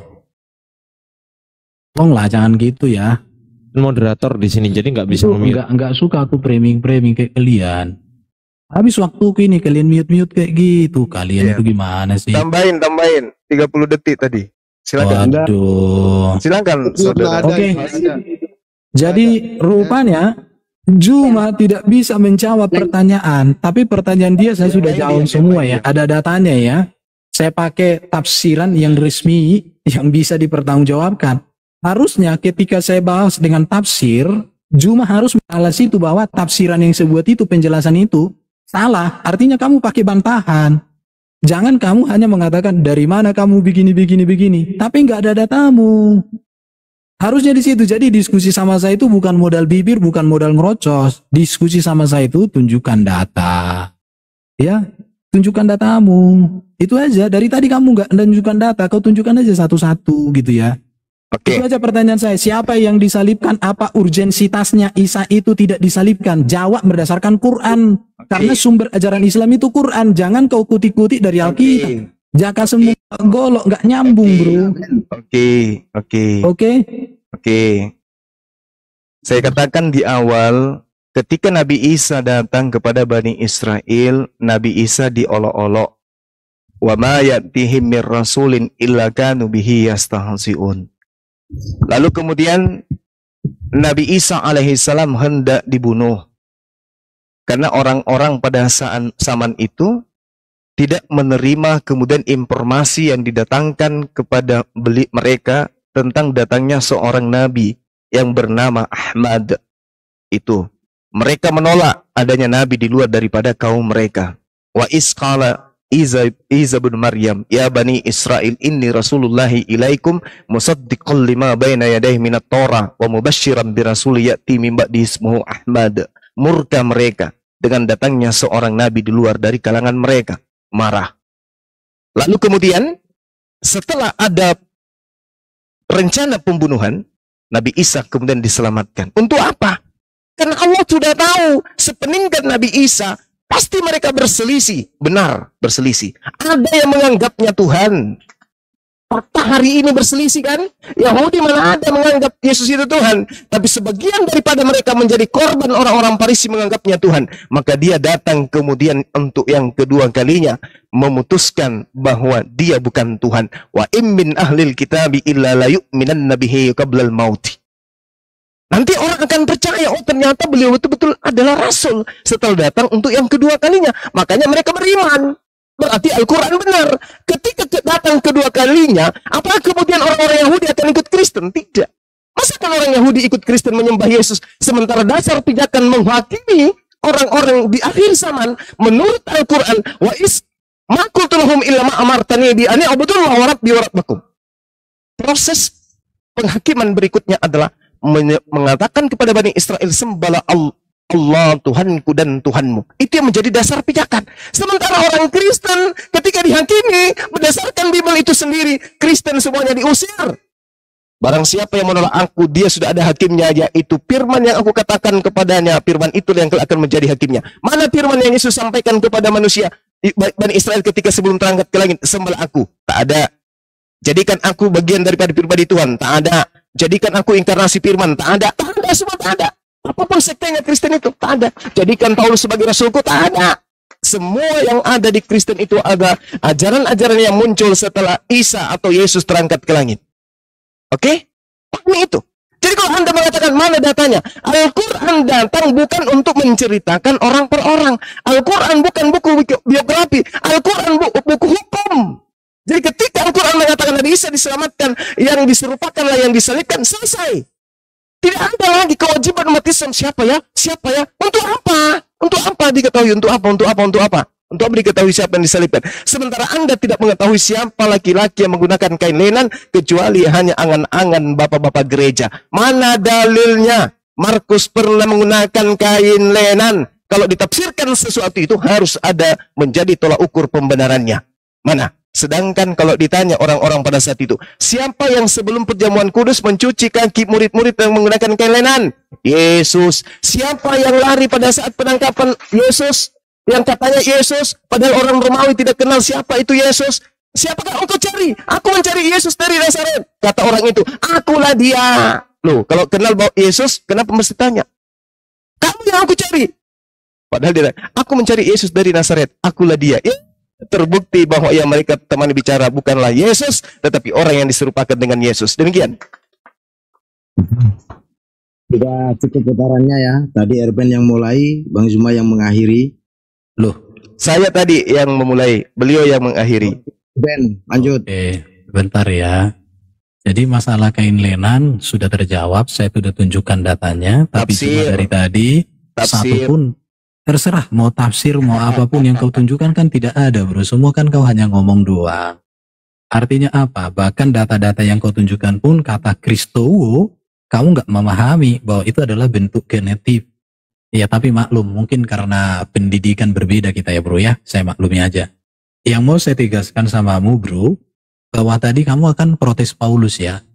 Di Yasin 14, dalam tafsir Ibnu Katsir, Paulus itu disebut sebagai murid Nabi Isa. Bahkan di dalam Al-Buruj dikatakan orang-orang yang percaya Yesus sebagai juru selamat atau percaya kepada Yesus itu disebut sebagai orang beriman yang beribadah pada hari Minggu. Siapa yang beribadah pada hari Minggu? Itu disebut di dalam Al-Buruj sebagai orang beriman. Jadi kalau si Juma dan dari tadi kan menyerang Wanis sebenarnya. Karena Wanis menganggap Tuhan sama dengan Allah. Kalau orang Tritunggal, Tuhan itu gelar kepenguasaan untuk Yesus teman-teman ya. Karena kata Tuhan dalam teks Yunani kan Kyrios ya. Dalam bahasa, ibaratnya bahasa Indonesia itu Tuhan, bisa Melayu, bahasa Indonesia Tuhan itu pun penguasa, bahasa Jawa Gusti. Jadi Yesuslah penguasa di bumi di surga. Dan kalau disamakan dengan Isa sebenarnya memiliki kemiripan ya dalam hal itu. Karena dikatakan Isa terkemuka di dunia dan di akhirat. Tetapi pertanyaannya kenapa bukan Nabi Muhammad ya terkemuka dunia akhirat? Kalau Nabi Muhammad itu penyempurna begitu ya. Kenapa bukan Nabi Muhammad aja yang diselamatkan dari makanan yang diberikan oleh seorang wanita? Tetapi justru Isa. Berarti Isa ini seorang yang luar biasa ini, Isa ini. Harusnya Nabi Muhammad sebagai Nabi termulia harusnya diselamatkan dari makanan itu. Bala penting Nabi Muhammad harus dibangkitkan juga seperti Nabi Isa diangkat ke langit. Tetapi kenapa Nabi Muhammad tidak dibangkitkan ya teman-teman? Ini menjadi perundungan untuk teman-teman muslim ya. Kenapa Isa yang diangkat ke langit bukan Nabi Muhammad? Mungkinkah orang yang mati sampai sekarang masih di alam kubur menyempurnakan ajaran dari orang yang diangkat hidup-hidup ke langit? Mungkinkah Nabi Isa yang sempurna yang tak berdosa ajarannya disempurnakan oleh Nabi Muhammad? Kedua ayat Quran dikatakan mohon ampun atas dosanya. Bahkan kalau ibaratnya saya setuju dengan datanya kiamat tentang Nabi Muhammad, agak ngeri-ngeri sedap ya. Teman-teman silakan nonton videonya kiamat itu, ngeri-ngeri sedap. Tapi saya masih bertanya-tanya lah teman-teman ya. Semoga lah kalian memikirkan, kalau saya memilih ikut Yesus yang di surga, yang berkuasa di bumi di surga, yang mati bukan karena dosa, tetapi untuk menanggung dosa manusia. Saya tidak mau mengikuti Nabi yang mati menjadi fosil atau menjadi minyak bumi. Saya ikut Yesus. Paulus itu memberitakan tentang Yesus dan tidak pernah mengajarkan yang salah tentang Yesus. Contoh, ajaran Yesus tentang surga dengan ajaran Paulus tentang surga sama. Tidak ada kawin-mawin, tidak ada mantap-mantap. Oke, terima kasih. Ya. Teman-teman, udah selesai ya. Udah selesai. Silakan teman-teman yang menilai gitu ya. Silakan teman-teman menilai mana kebenaran dan mana pembenaran gitu ya. Saya rasa sekait dengan besok-besok saya hanya pertanyaan saya satu sama kamu bro. Besok-besok coba kau buka dulu kelas belajar Al-Quran sama hadis. Saya menjadi muridmu. Jadi coba dulu bro. Aku menunggu itu. Teman-teman sekalian, jadi kita aku minta itu sama Bro Juma mulai besok mungkin coba buka ruang untuk belajar Quran sama hadis ya bro ya. Jelaskan ya teman-teman. Oke, terima kasih ya semua ya. Thank you, sampai jumpa lagi ya. Berdasarkan Al-Quran dan seterusnya.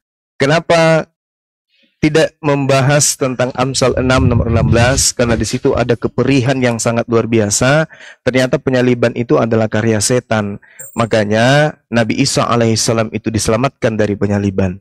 Kitabnya teman-teman Yahudi juga menerangkan dalam Ulangan 21 nomor 23 bahwa orang-orang yang disalibkan itu adalah orang-orang yang dikutuk oleh Allah, oleh Elohim. Bukan dikutuk oleh siapapun, tapi Elohim yang mengutuknya. Berarti Yesus ketika diimani disalib, berarti dia adalah orang fasik. Dia orang yang dibenci.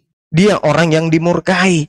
Maka sudah pasti yang disalibkan ini adalah orang yang tidak benar. Benarlah apa yang diterangkan Amsal 21:18, Amsal 11 nomor 8. Oleh karena itulah kemudian ya kita tidak punya kewajiban. Mana ayatnya dalam Al-Quran? Yang disalibkan adalah si A, si B. Tidak ada kewajiban itu. Karena itu adalah bukan masalah usuluddin, bukan masalah pokok akidah di dalam Islam. Mau yang disalib itu toke, yang disalib itu pararang, yang disalib itu adalah bom-bom, itu tidak ada hubungannya dengan keyakinan kita. Siapapun yang jelas Nabi yang diutus oleh Allah kepada Bani Israel yang mengajarkan kemudian hikmat kebenaran Torah kepada mereka, diselamatkan oleh Allah dari rencana-rencana jahat orang-orang kafir. Demikian, terima kasih. Ini aku kasih satu kebenaran dulu ya, ini untuk kawan-kawan Karisteng ya. Nabi Isa alaihissalam diselamatkan naik ke langit. Nabi Isa naik ke langit alasannya kuat. Apa itu diselamatkan dari upaya pembunuhannya Yahudi? Yesusnya kalian itu naik ke langit ngapain? Ngapain naik ke langit? Coba dipikir di sana dong. Yesus lu mati kan? Udah ketangkep. Ngapain lagi diselamatin? Terus mati. Terus bangkit. Nah ini bangkit, ngapain naik ke langit? Dipikir pakai otak gitu loh. Masa nggak bisa berpikir? Masya Allah, keren. Itulah kenapa. Ya, ada kereta tadi. Jazakallah khair, ikhwani fisabilillah yang support selalu Gurunda. Dan untuk kawan-kawan Kristen jangan terguncang ya. Itu kalian harus pikirin gitu. Yesus kalian itu naik ke langit ngapain? Apa kerjaannya? Udah tahu bangkit. Dia bangkit harusnya diem dia di bumi gitu loh. Karena dia bangkit dan dia Tuhan gitu. Ngapain dia pakai utusan-utusan lagi? Biasa kerja sendiri kok nyuruh-nyuruh orang sekarang. Itu paling. Thank you. Bang Beres. Pertanyaan dari Erben yang pakai Ken Lenan dijawab dengan tradisi. Tidak dijawab dengan data. Itu yang paling penting. Tradisi ya, bukan data ya. Dan tafsirannya bukan tafsiran Yahudi. Bapak-bapak gereja. Allahu Akbar, Masya Allah. Tradisi bukan data loh. Dan tidak berlandas Gurunda, nggak ada data sih itu. Kapan Markus yang menggunakan Lenan? Tidak ada dijelaskan. Asal aja Karisteng. Banyak karangan Paulus. Ini Elnim noise sekali. Saudara kita Akhi Billy mungkin ada sesuatu yang ingin disampaikan, Akhi. Saya nyimak tadi tentang KLN. Mu'alaf bang, orang Nias. Ya, insya Allah. Salam kenal bang. Masya Allah. Silakan Akhi Billy.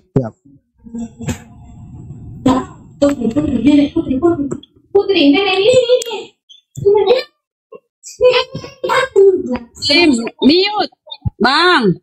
Astagfirullahaladzim. Lanjut Bang Billy. Bang Billy.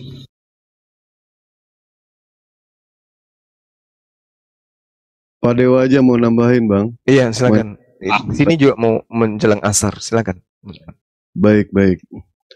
Tadi ya abang sudah menjelaskan bahwa Tuhan alam semesta itu tidak rela yang namanya salah satu kekasihnya itu akan dicelakai oleh siapapun juga. Itu tidak rela.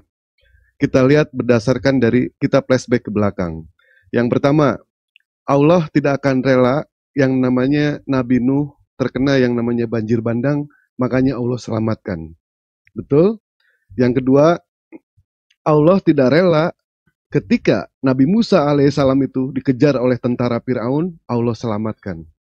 Allah tidak rela ketika Nabi Ismail di dalam Islam, di dalam Yahudi itu Ishak, ketika hendak disembelih sama Nabi Ibrahim alaihissalam, Allah selamatkan, Allah gantikan dengan seekor domba. Bahkan Allah pun tidak rela ketika Nabi Ibrahim alaihissalam hendak dibakar. Apa sulitnya bagi Allah ketika Allah ingin menyelamatkan Nabi Nuh dari banjir bandang? Apa sulitnya bagi Allah ketika Allah ingin menyelamatkan Nabi Musa dari kejaran tentara Fir'aun? Apa sulitnya bagi Allah ketika Allah ingin menyelamatkan Nabi Ibrahim alaihissalam ketika hendak dibakar? Dan apa sulitnya bagi Allah ketika Allah ingin menyelamatkan salah satu kekasih tercintanya, yaitu Nabi Isa alaihissalam ketika hendak disalib? Kecil itu bagi Allah. Kecil. Sedangkan Yesus, ketika terjadi yang namanya penyaliban, Yesus berdoa kepada Allah. Yesus minta diselamatkan. Sesuai di dalam Yohanes 12 nomor 27, sekarang jiwaku terharu, dan apakah yang akan aku katakan? Bapa, selamatkanlah aku dari saat ini. Yesus minta diselamatkan. Apa mungkin yang namanya seorang bapak, Yesus punya bapak, apa bapaknya berkuasa, bapaknya tidak menyelamatkan Yesus? Itu hal yang tidak mungkin. Maka dari itulah Yesus diselamatkan oleh Allah Subhanahu wa taala. Betul? Seperti itu? Padahal kalau misalkan benar sekali. Ya, kenapa diserupakan berdasarkan dari apa mujizat Yesus? Yesus itu bisa yang namanya berubah rupa. Di dalam Markus 9 nomor 2, nomor 2, 6 hari kemudian Yesus membawa Petrus, Yakobus dan Yohanes, bersama-sama mereka ia naik ke sebuah gunung yang tinggi, lalu Yesus berubah rupa. Yesus bisa berubah rupa. Matius 17 nomor 2 sampai nomor 5, lalu Yesus berubah rupa. Ini jelas, Yesus berubah rupa. Betul? Nah, makanya dari itulah mereka itu tentara Romawi dan orang-orang Yahudi, mereka salah paham, yang ditangkap ternyata bukan Yesus. Yang ditangkap adalah orang yang diserupakan dengan Yesus. Terus lantas siapa yang dikorbankan pada saat itu? Memang di dalam Islam Allah merahasiakan itu semua. Kenapa dirahasiakan? Karena ketika ayat itu turun, di zaman Nabi Muhammad, tidak ada satupun sahabat yang menanyakan, "Ya Rasul, siapa orang yang disalib pada saat itu?" Tidak ada sama sekali. Itu satu. Yang kedua, tidak ada urgensinya sama sekali. Yang penting, kami puas dengan jawaban Allah, bahwa Allah menyelamatkan salah satu kekasih tercintanya, yaitu Nabi Isa alaihissalam dari penyaliban. Kami puas. Andaikan Allah memberitahu siapa orang yang disalib pada saat itu, pasti terjadi yang namanya fitnah. Betul? Terjadi fitnah. Maka dari itulah Allah rahasiakan itu. Nah, seperti itu. Mantap. Mantap. Ya, jadi menanggapi pernyataan Mang Dewa, ketika Moshe Rabenu dan orang-orang Yahudi dikejar oleh Firaun, dan Tuhan menyelamatkan Moshe dan juga Noah, Nuh dan nabi-nabi seperti Ishak ketika mau diakedah, mau disembelih, diselamatkan. Artinya kenapa? Tidak boleh orang benar itu dibunuh, tidak boleh orang benar itu harus mati gitu. Makanya diselamatkan oleh Tuhan para nabi itu, karena orang benar tidak boleh dibunuh atau terbunuh, nggak boleh. Makanya ketika di dalam pengejaran Firaun atau ketika sedang ujian, dan memang untungnya saja tidak terjadi pemotongan manusia, karena kalau terjadi sampai salah satu itu disembelih, maka kelarlah semua, bahwa kematian seseorang menebus dosa itu ada di dalam kitab Torah. Nyatanya yang dipersembahkan apa? Adalah kambing, ya, kambing muda. Persis seperti dalam kitab Imamat, bahwa semua persembahan itu harus dari ternak, bukan manusia. Betul. Saya tambah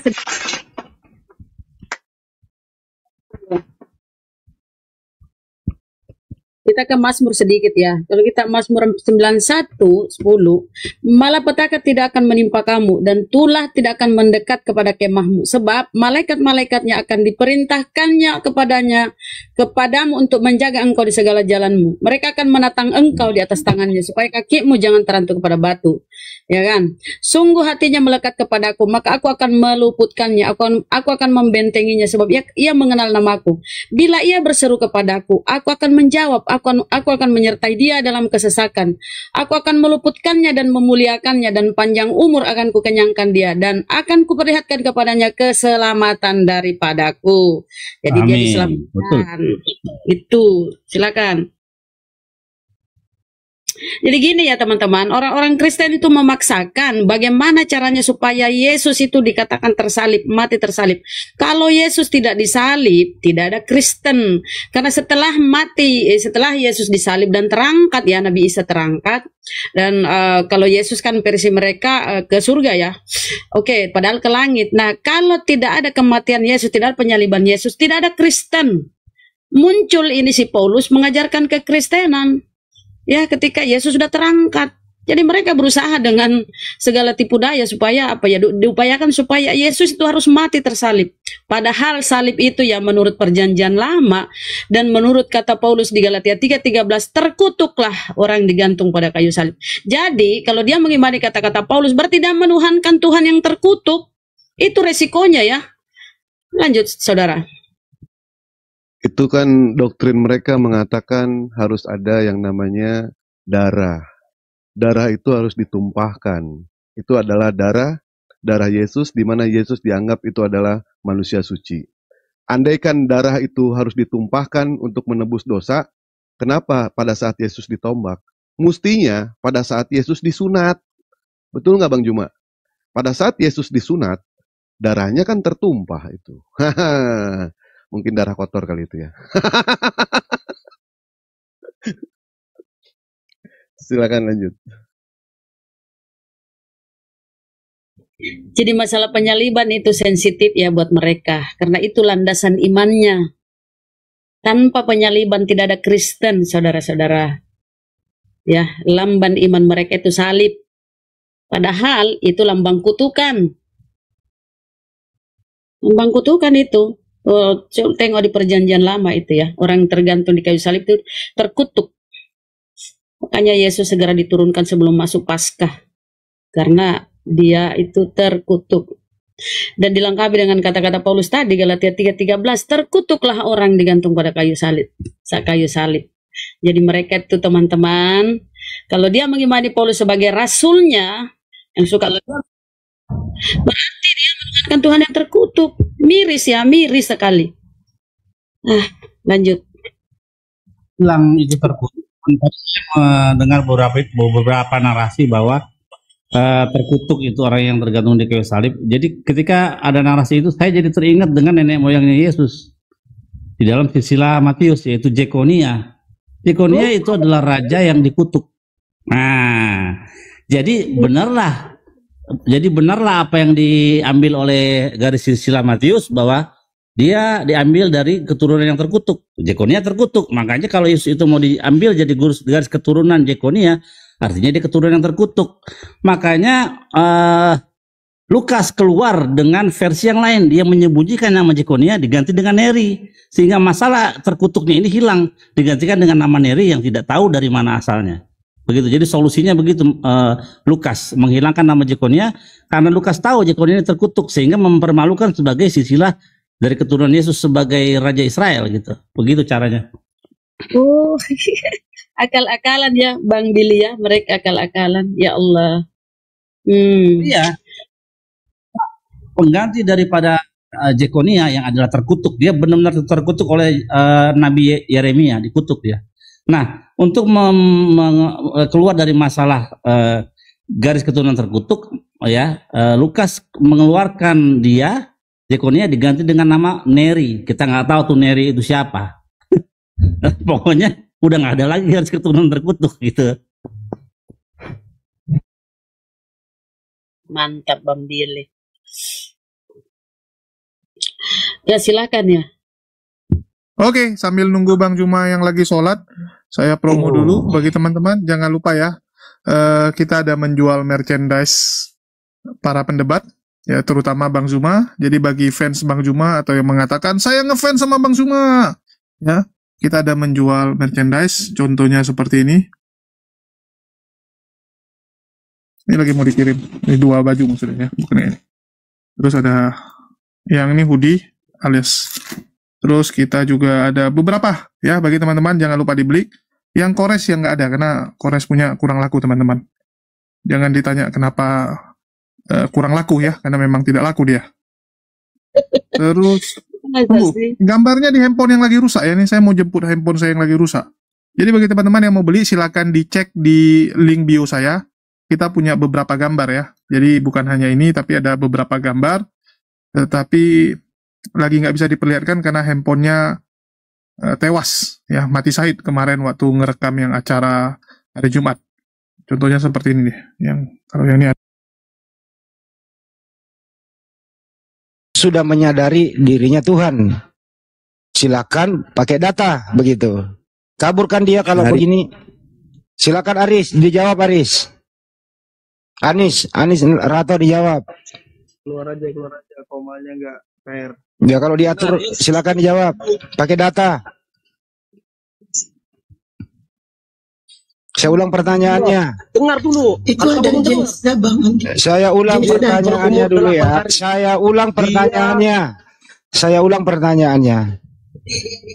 Apakah di usia 8 bulan Yesus itu sudah menyadari dirinya Tuhan? Sekarang Kalau sudah diatur dulu ini. Diatur dulu. Bisa diskusi kagak? Kau dengar, Bisa diskusi kagak nih orang? Apakah di usia 8 bulan Yesus sudah menyadari dirinya Tuhan? Jawab pakai data, silakan. Giliran resmi begini, keok dia.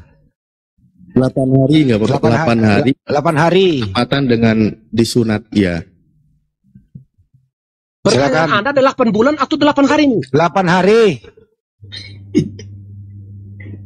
Ada Jesna itu Bang Andi, Jesna Biarin itu aja dulu satu-satu, kalau dicampur ngeri.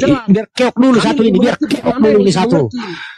Satu-satu bikin keok gitu loh. Silakan Anis jawab. Satu kamu udah kabur tuh. Jawab Anis. Memangnya kau siapa? Jawab.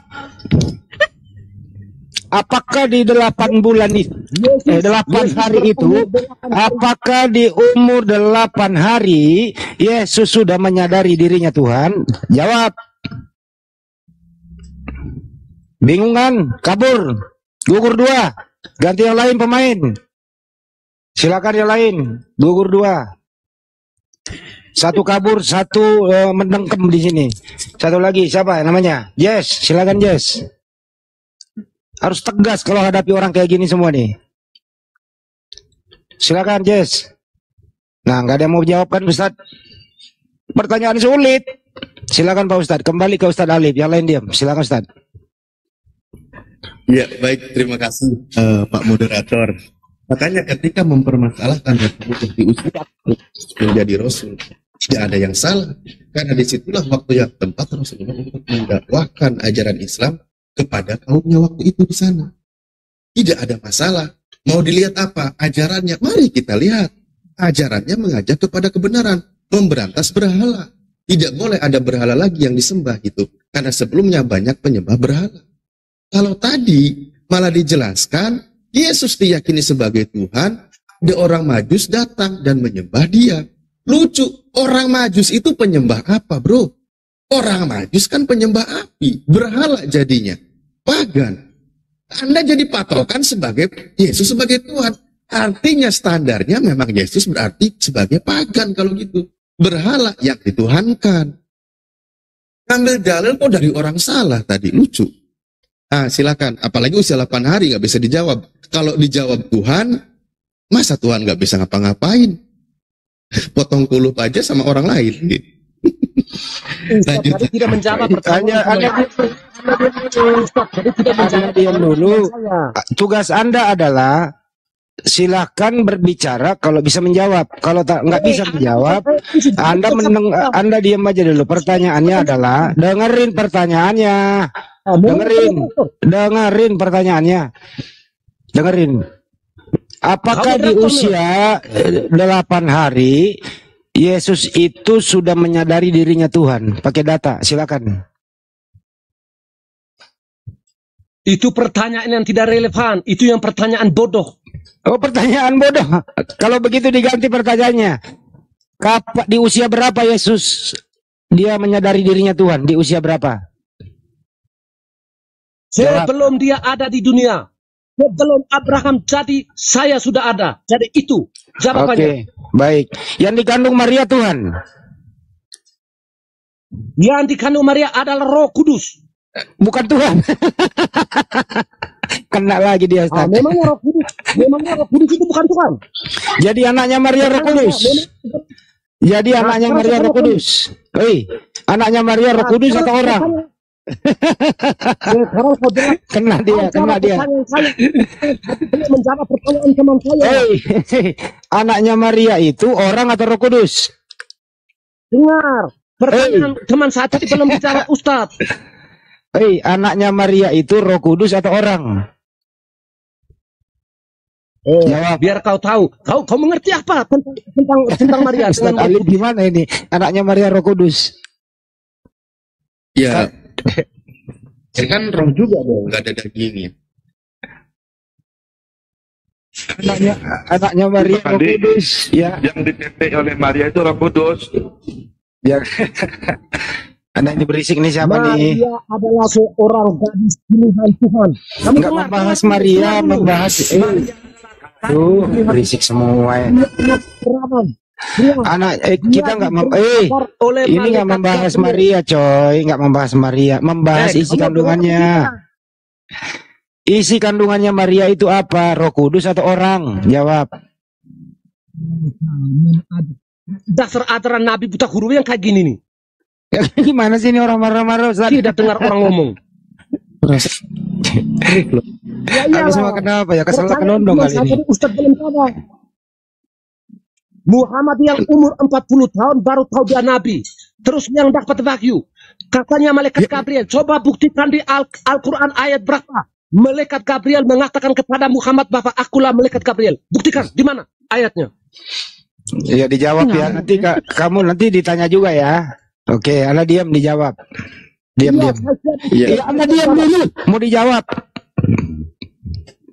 Oke, di dalam Al-Quran ada di surah Al-Fat juga dikatakan sebenarnya begini bunyi ayatnya.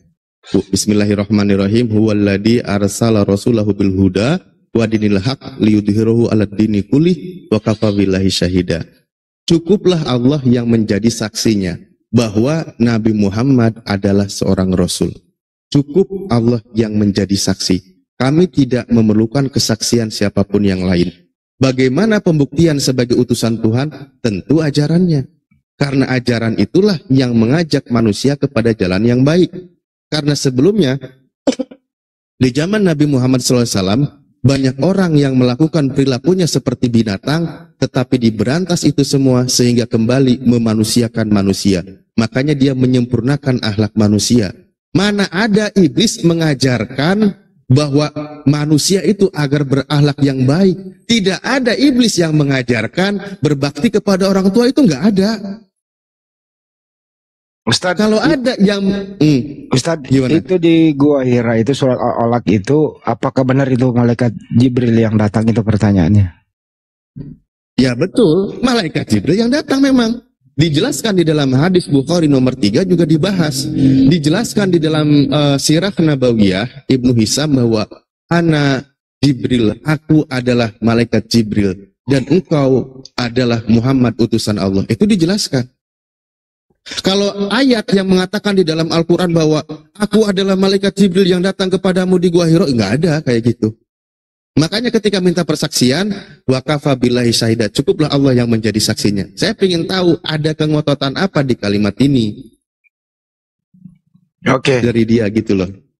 Cukup. Pertanyaan kamu udah dijawab ya. Sekarang nih kamu lagi yang jawab. Yang dikandung Bunda Maria itu A. Roh, B. Manusia, C. Tuhan. Silakan dijawab.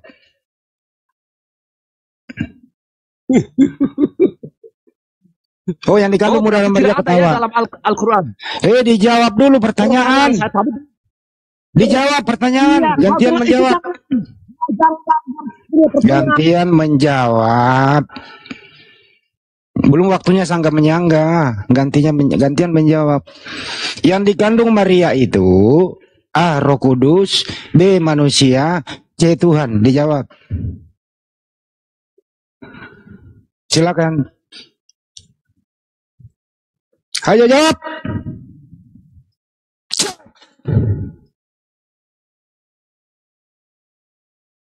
Jawab. Anda takut ya? Disuruh jawab Anda takut. Halo. Anda cuma menutupi kebodohan. Ini bisa diskusi nggak sini? Ini bisa diskusi nggak sini orang ini kayak begini? Kalau dia harus bertanya, Ustaz menjawab tidak ada ayat dalam Al-Quran. Ustaz menjawab. Oke, baik. Kalau gitu saya kasih beberapa ayat Al-Quran. Berarti nggak ada. Loh, giliran mau saya kasih ayat kamu bilang nggak ada. Karena ini memerlukan Anda menggunakan dan membuka pikiran Anda. Pertama begini. Surah An-Nahl, surah ke-16 ayat 102 dikatakan Bismillahirrahmanirrahim. Qul nazzalahu ruhul qudus. Qul nazzalahu, katakanlah wahai Muhammad, Ruhul Kudus telah menurunkan Al-Quran itu mir rabbika, dari Tuhanmu, bil haqqi, dengan penuh kebenaran, liyusabbita, untuk menetapkan, menubuhkan hati orang-orang yang beriman, alladina amanu, yaitu orang-orang yang beriman. Jadi yang menurunkan Al-Quran kepada Nabi Muhammad disebut sebagai Ruhul Kudus. Oke? Nah, ini satu ayat. Siapa Ruhul Kudus ini? Di surah 26 juga ayat 193 dikatakan sebagai Ruhul Amin. Ayatnya sama tentang menurunkan Al-Quran. Di surah Al-Baqarah ayat 97, siapa Ruhul Kudus? Siapa Ruhul Amin? Yaitu malaikat Jibril. Nah, jadi malaikat Jibril inilah yang menurunkan Al-Quran kepada Nabi Muhammad, dan wahyu pertama diterimanya di Gua Hiro. Oke, itu jawabannya. Semoga Anda terbuka pikirannya. Oke, sekarang giliran Anda menjawab. Yang dikandung Bunda Maria adalah Roh Kudus. Kamu ini dengerin dulu pertanyaannya, giliran kamu yang menjawab, Kucluk. Yang dikandung Bunda Maria itu A. Roh Kudus, B. Manusia, C. Tuhan, D. Semuanya benar. Silakan dijawab. Kamu ini nggak bisa menjawab pertanyaan. Kamu bisa menjawab nggak? Kalau nggak, buat turunin. 1, 2, 3, bisa menjawab nggak? Kamu bisa menjawab atau tidak? Kamu bisa menjawab atau tidak? Kamu bisa menjawab atau tidak? Bisa menjawab atau tidak? Saya dengan pertanyaan. Bisa menjawab atau tidak? Bisa menjawab atau tidak? Bisa menjawab atau tidak? Bisa menjawab atau tidak? Bisa atau tidak menjawab? Bisa atau tidak menjawab? Tidak bisa. Bagaimana? Kita lempar ke tempatnya semula.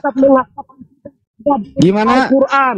Terus kau ngomong. Kalau mengkritik Al-Quran bisa, baca nggak bisa, ditanya balik nggak bisa. Terus ngapain naik di sini? Bagaimana? Diputuskan bersama? Kita kembalikan ke pohon? Apakah Anda semua setuju kalau orang ini kita kembalikan ke habitatnya? Setuju? Mau kepung sama saya. Apakah Anda setuju semua di sini? Orang ini kita kembalikan ke habitatnya. Semua di bawah tulis setuju atau tidak? Kita kembalikan ke habitatnya. Setuju atau tidak? Host setuju? Semoga dia Ustadz menjawab. Kamu mau jawaban orang disangka pakai bodoh. Ya, giliran ditanya nggak bisa ngapa-apa. Takut. Ngapain takut sama orang goblok kayak lu? Orang pertanyaan saya aja tadi pertama Bang Handi nggak dijawab, lari kemana-mana. Pertanyaan sederhana tadi itu. 1 Timotius 1 nomor 17. Itu pertanyaan yang tidak relevan. Semua orang bisa bertanya sesuai dengan kau punya pertanyaan. Bisa bertanya yang tidak relevan terhadap pertanyaan Anda. Tidak relevan. Pertanyaan saya sederhana. Ini untuk Yesus atau bukan untuk Yesus? Itu pertanyaan yang tidak diajari oleh agama kami. Makanya bilang aja nggak bisa jawab. Seperti itu. Kamu bisa jawab atau tidak? Bapak ini. Kamu bisa jawab atau tidak pertanyaannya? Itu kan tidak relevan. Sekarang ditanya, kamu bisa jawab nggak pertanyaan itu? Kamu bisa jawab atau tidak? Oh, dia udah jujur Bang Handi. Pertanyaan itu tidak relevan untuk Yesus. Tidak relevan untuk Yesus. Kalau gitu ganti pertanyaannya. Tunjukkan satu data di Bible.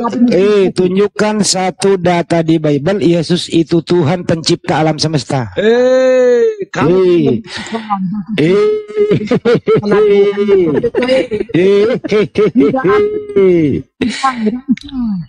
Kalau gitu ganti pertanyaannya.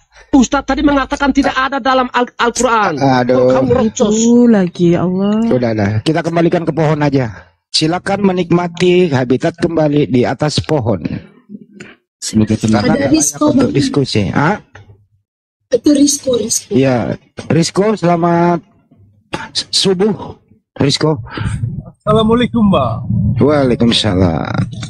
Ya, apa kabar semua, Mbak? Baik, Kak? Oh, agama Islam ya. Rizko agama apa? Apa, Kak? Rizko agama apa? Saya Kristen, Pak. Oh, Kristen. Kristen. Kenapa ngucap Assalamualaikum? Nggak apa-apa, biarin. Dia mau muslim kali. Rizko, ada yang mau ditanyakan? Silakan. Soal Nabi kita bang, kalau kita Islam kan Nabi kita Nabi Muhammad ya gitu. Kamu bang. ini muslim apa Kristen sih? Kristen bang. Kok Nabi kita? Iya maksudnya, kan kalau kami kan Yesus ingin menerima. Gitu. Oh ya, masya Allah.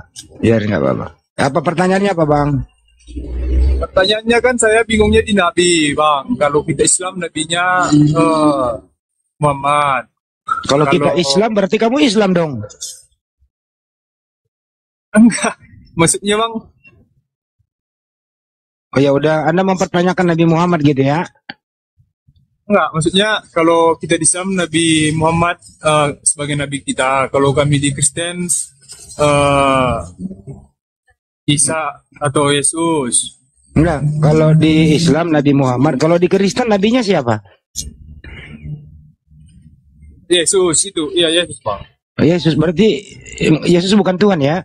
Dia Nabi ya? Iya. Waduh, alhamdulillah ada Kristen tidak menuhankan Yesus. Ustaz Alif silakan dijawab. Oh iya, sebenarnya kalau umat Islam sendiri mengakui, tidak menolak ajaran Nabi Muhammad SAW itu tidak boleh menolak Nabi sebelum Nabi Muhammad. Nabi Isa wajib diimani sebagai Nabi. Berikut Nabi-Nabi yang lain, semua wajib diimani.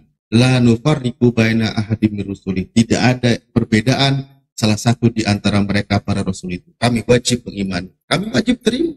Makanya ketika mengucap nama Isa, maka kami mengucapkan alaihissalam.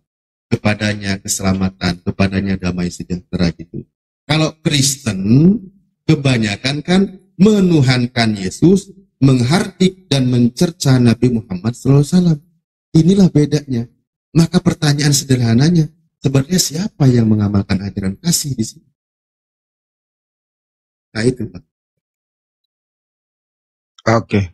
Kasih, silakan Rizko, ada lagi yang mau ditanya, Bro? Kenapa kalau di kita Islam bang, kita buat Nabi Muhammad jadi yang apa bang? Jadi seperti kami Yesus gitu bang. Maksudnya kenapa Nabi Muhammad menerima wahyu? Kan banyak bang. Kenapa yang Muhammad Nabi Muhammad kita buat apa gitu? Oke, banyak ya. Ya, gini loh pertanyaan Ustaz Alif. Kan di Al-Qur'an banyak nabi, 25 nabi yang tertulis. Kenapa Nabi Muhammad yang menerima Al-Qur'an gitu? Ya. Silakan Ustaz. Justru 25 nabi yang dijelaskan itu berdasarkan penjelasan Nabi Muhammad yang menerima wahyu Al-Qur'an. Nabi Muhammad yang menerima wahyu, beliaulah yang menjelaskan Al-Quran kepada umat manusia. Dan Nabi Muhammad wajib diterima ajarannya, wajib diterima kerasulannya, kenabiannya. Makanya diperintahkan Ul atiullah wa atiur rasul. Taatilah Allah Tuhanmu, sembah Dia, dan taatilah utusannya Nabi Muhammad.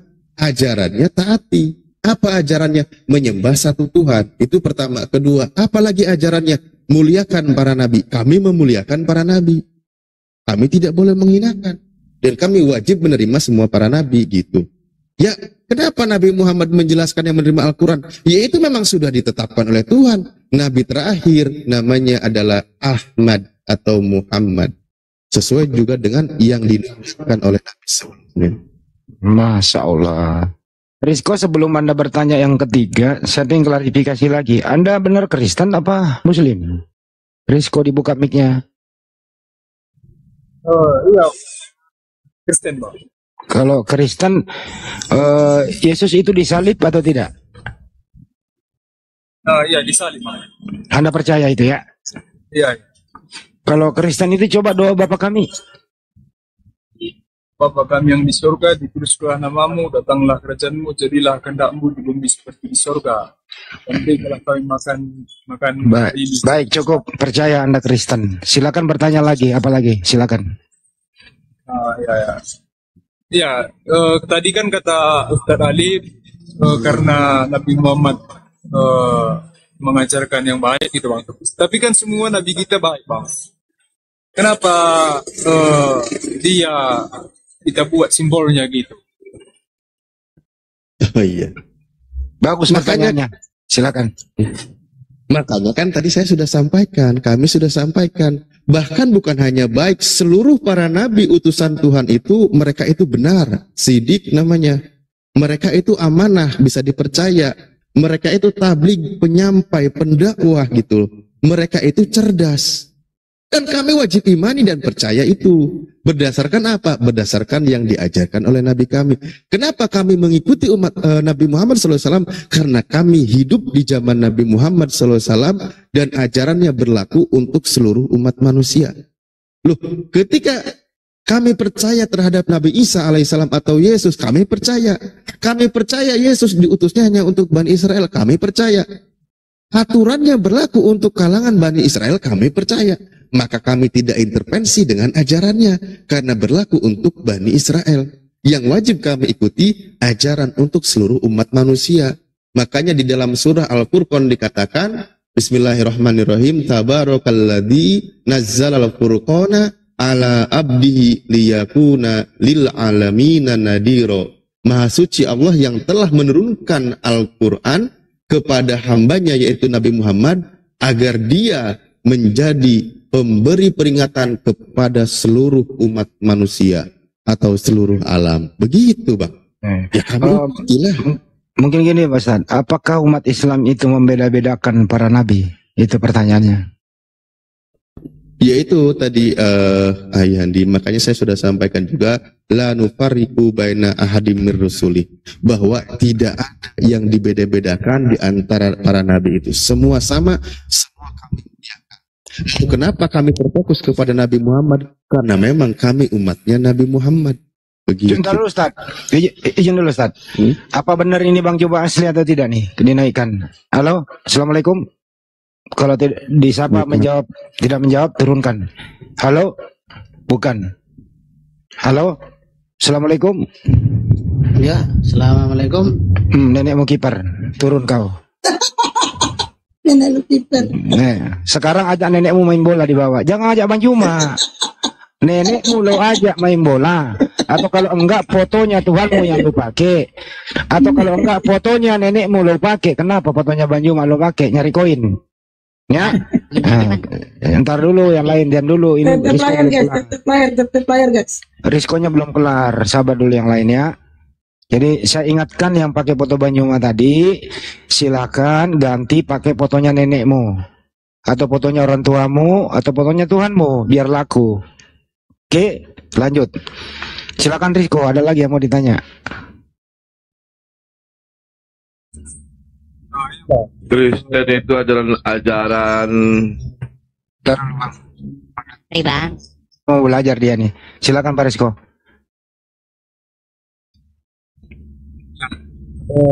Saya juga tinggalnya di sini bang. Kalau kami, saya kan juga pernah masuk ke room Kak Mikana. Dan saya bilang kalau Yesus itu Nabi Isa gitu bang. Tapi kok sama orang kita Kristen nggak mengakui Yesus itu Nabi Isa, gimana itu bang? Menurut kamu sama ya Yesus Nabi Isa ya menurut kamu?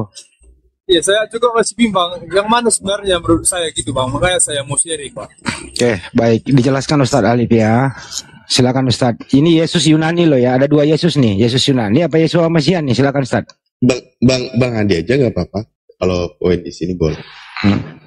Kalau tugas kita. Itu Nabi Isa alaihissalam itu bahasa serumpun Iso, Isa, Yesua, Mesias. Tapi kalau sudah Yunani Yesus Kristus itu beda. Kenapa? Karena Yesua Mesias tidak disalib. Yang disalib itu Yesus Yunani. Jadi beda kalau Yesus. Tapi kalau Yesua Mesias itu sama, kisahnya yang berbeda. Itu jawabannya sementara bro. Oh, berarti ada dua Yesus bang ya? Ada dua, satu disalib, satu enggak. Oh. Kalau baca Bible aja nama Yesus itu banyak, bukan hanya kan kalau di dalam keyakinan Kristen itu kan ini berapa kali dibahas kan juga Bang Andi. Yesus kan putra Allah, Barabas. Kalau di dalam penjelasan Islam itu adalah Al-Masih ibnu Maryam, putra Maryam, langsung menyebutkan kepada ibunya. Makanya sekarang ngambil perspektifnya mau dari mana nih Bang Rizko? Ketika kawan-kawan Kristen sudah mulai mohon maaf kebingungan dan banyak terhantam dalam perdiskusian, banyak yang tersadarkan, akhirnya apa mereka katakan? Ya sudah, mereka katakan beda, karena nggak mau dia terperangkap lagi. Tetapi jangan lupa, di balik itu justru cara-cara kristenisasi, cara-cara penginjilan mereka adalah malah mengutip ayat Al-Quran, mengatakan Yesus dengan Nabi Isa itu sama.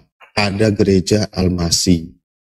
Ada lagi, siapa lagi itu? Injil, Al-Injil, Alkitab. Mengutip ayat Al-Quran, Ruhul Kudus, Kalimatullah, bahkan menggunakan nama kitab Injil aja itu udah mengambil persamaan. Di dalam Al-Quran, Nabi Isa alaihissalam bahwa atani al-kitab wa ja'alani nabiyya, diberikan aku Alkitab dan menjadikan aku seorang nabi. Bahkan di dalam surah Al-Maidah dikatakan wa qafai nabi ala asarim bi Isa bin Maryam, dan diteruskan jejaknya Nabi Musa atau para nabi sebelumnya dengan hadirnya Nabi Isa putra Maryam dan diberikan kitab Injil. Pertanyaan saya, di dalam kitabnya Bang Rizko yang original, ada nggak Yesus menerima kitab Injil?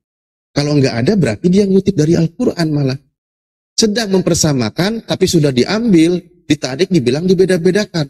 Trik mencuri nanti namanya itu Bang. Jangan ditanya dia Pak Ustadz, dia lagi belajar.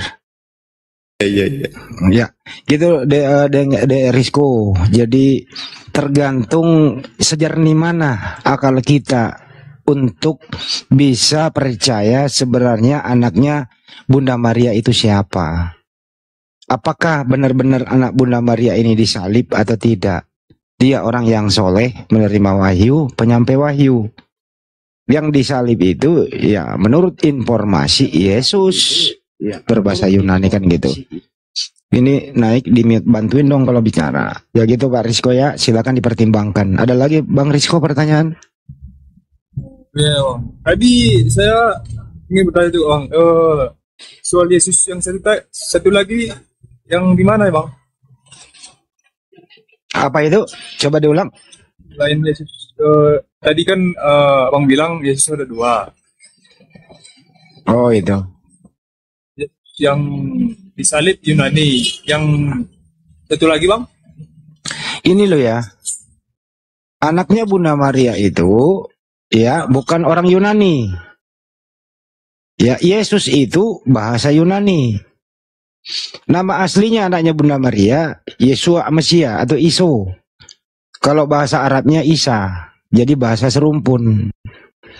Nah kalau yang disalib itu Yesus yang diberi nama oleh Yunani.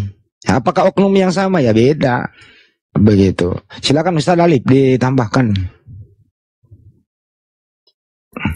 Ya, kalau memang apalagi ini memang masih agak ini kali ya Bang Rizko. Disinilah ketika kitab Anda sendiri fokusnya adalah originalnya itu dari bahasa Yunani. Kalau Anda kembalikan kepada bahasa, karena memang aslinya bukan nama Yesus, maka nama Yehusua itu banyak. Nah, sekarang jangankan ke sana ya, kembalikan ke Ibrani. Di dalam kitab Anda sendiri pun, ketika orang yang dihukum hendak disalib itu, bahkan ada dua nama Yesus. Di dalam Matius 27:17 di situ dikatakan karena mereka sudah berkumpul di sana. Pilatus berkata kepada mereka, siapa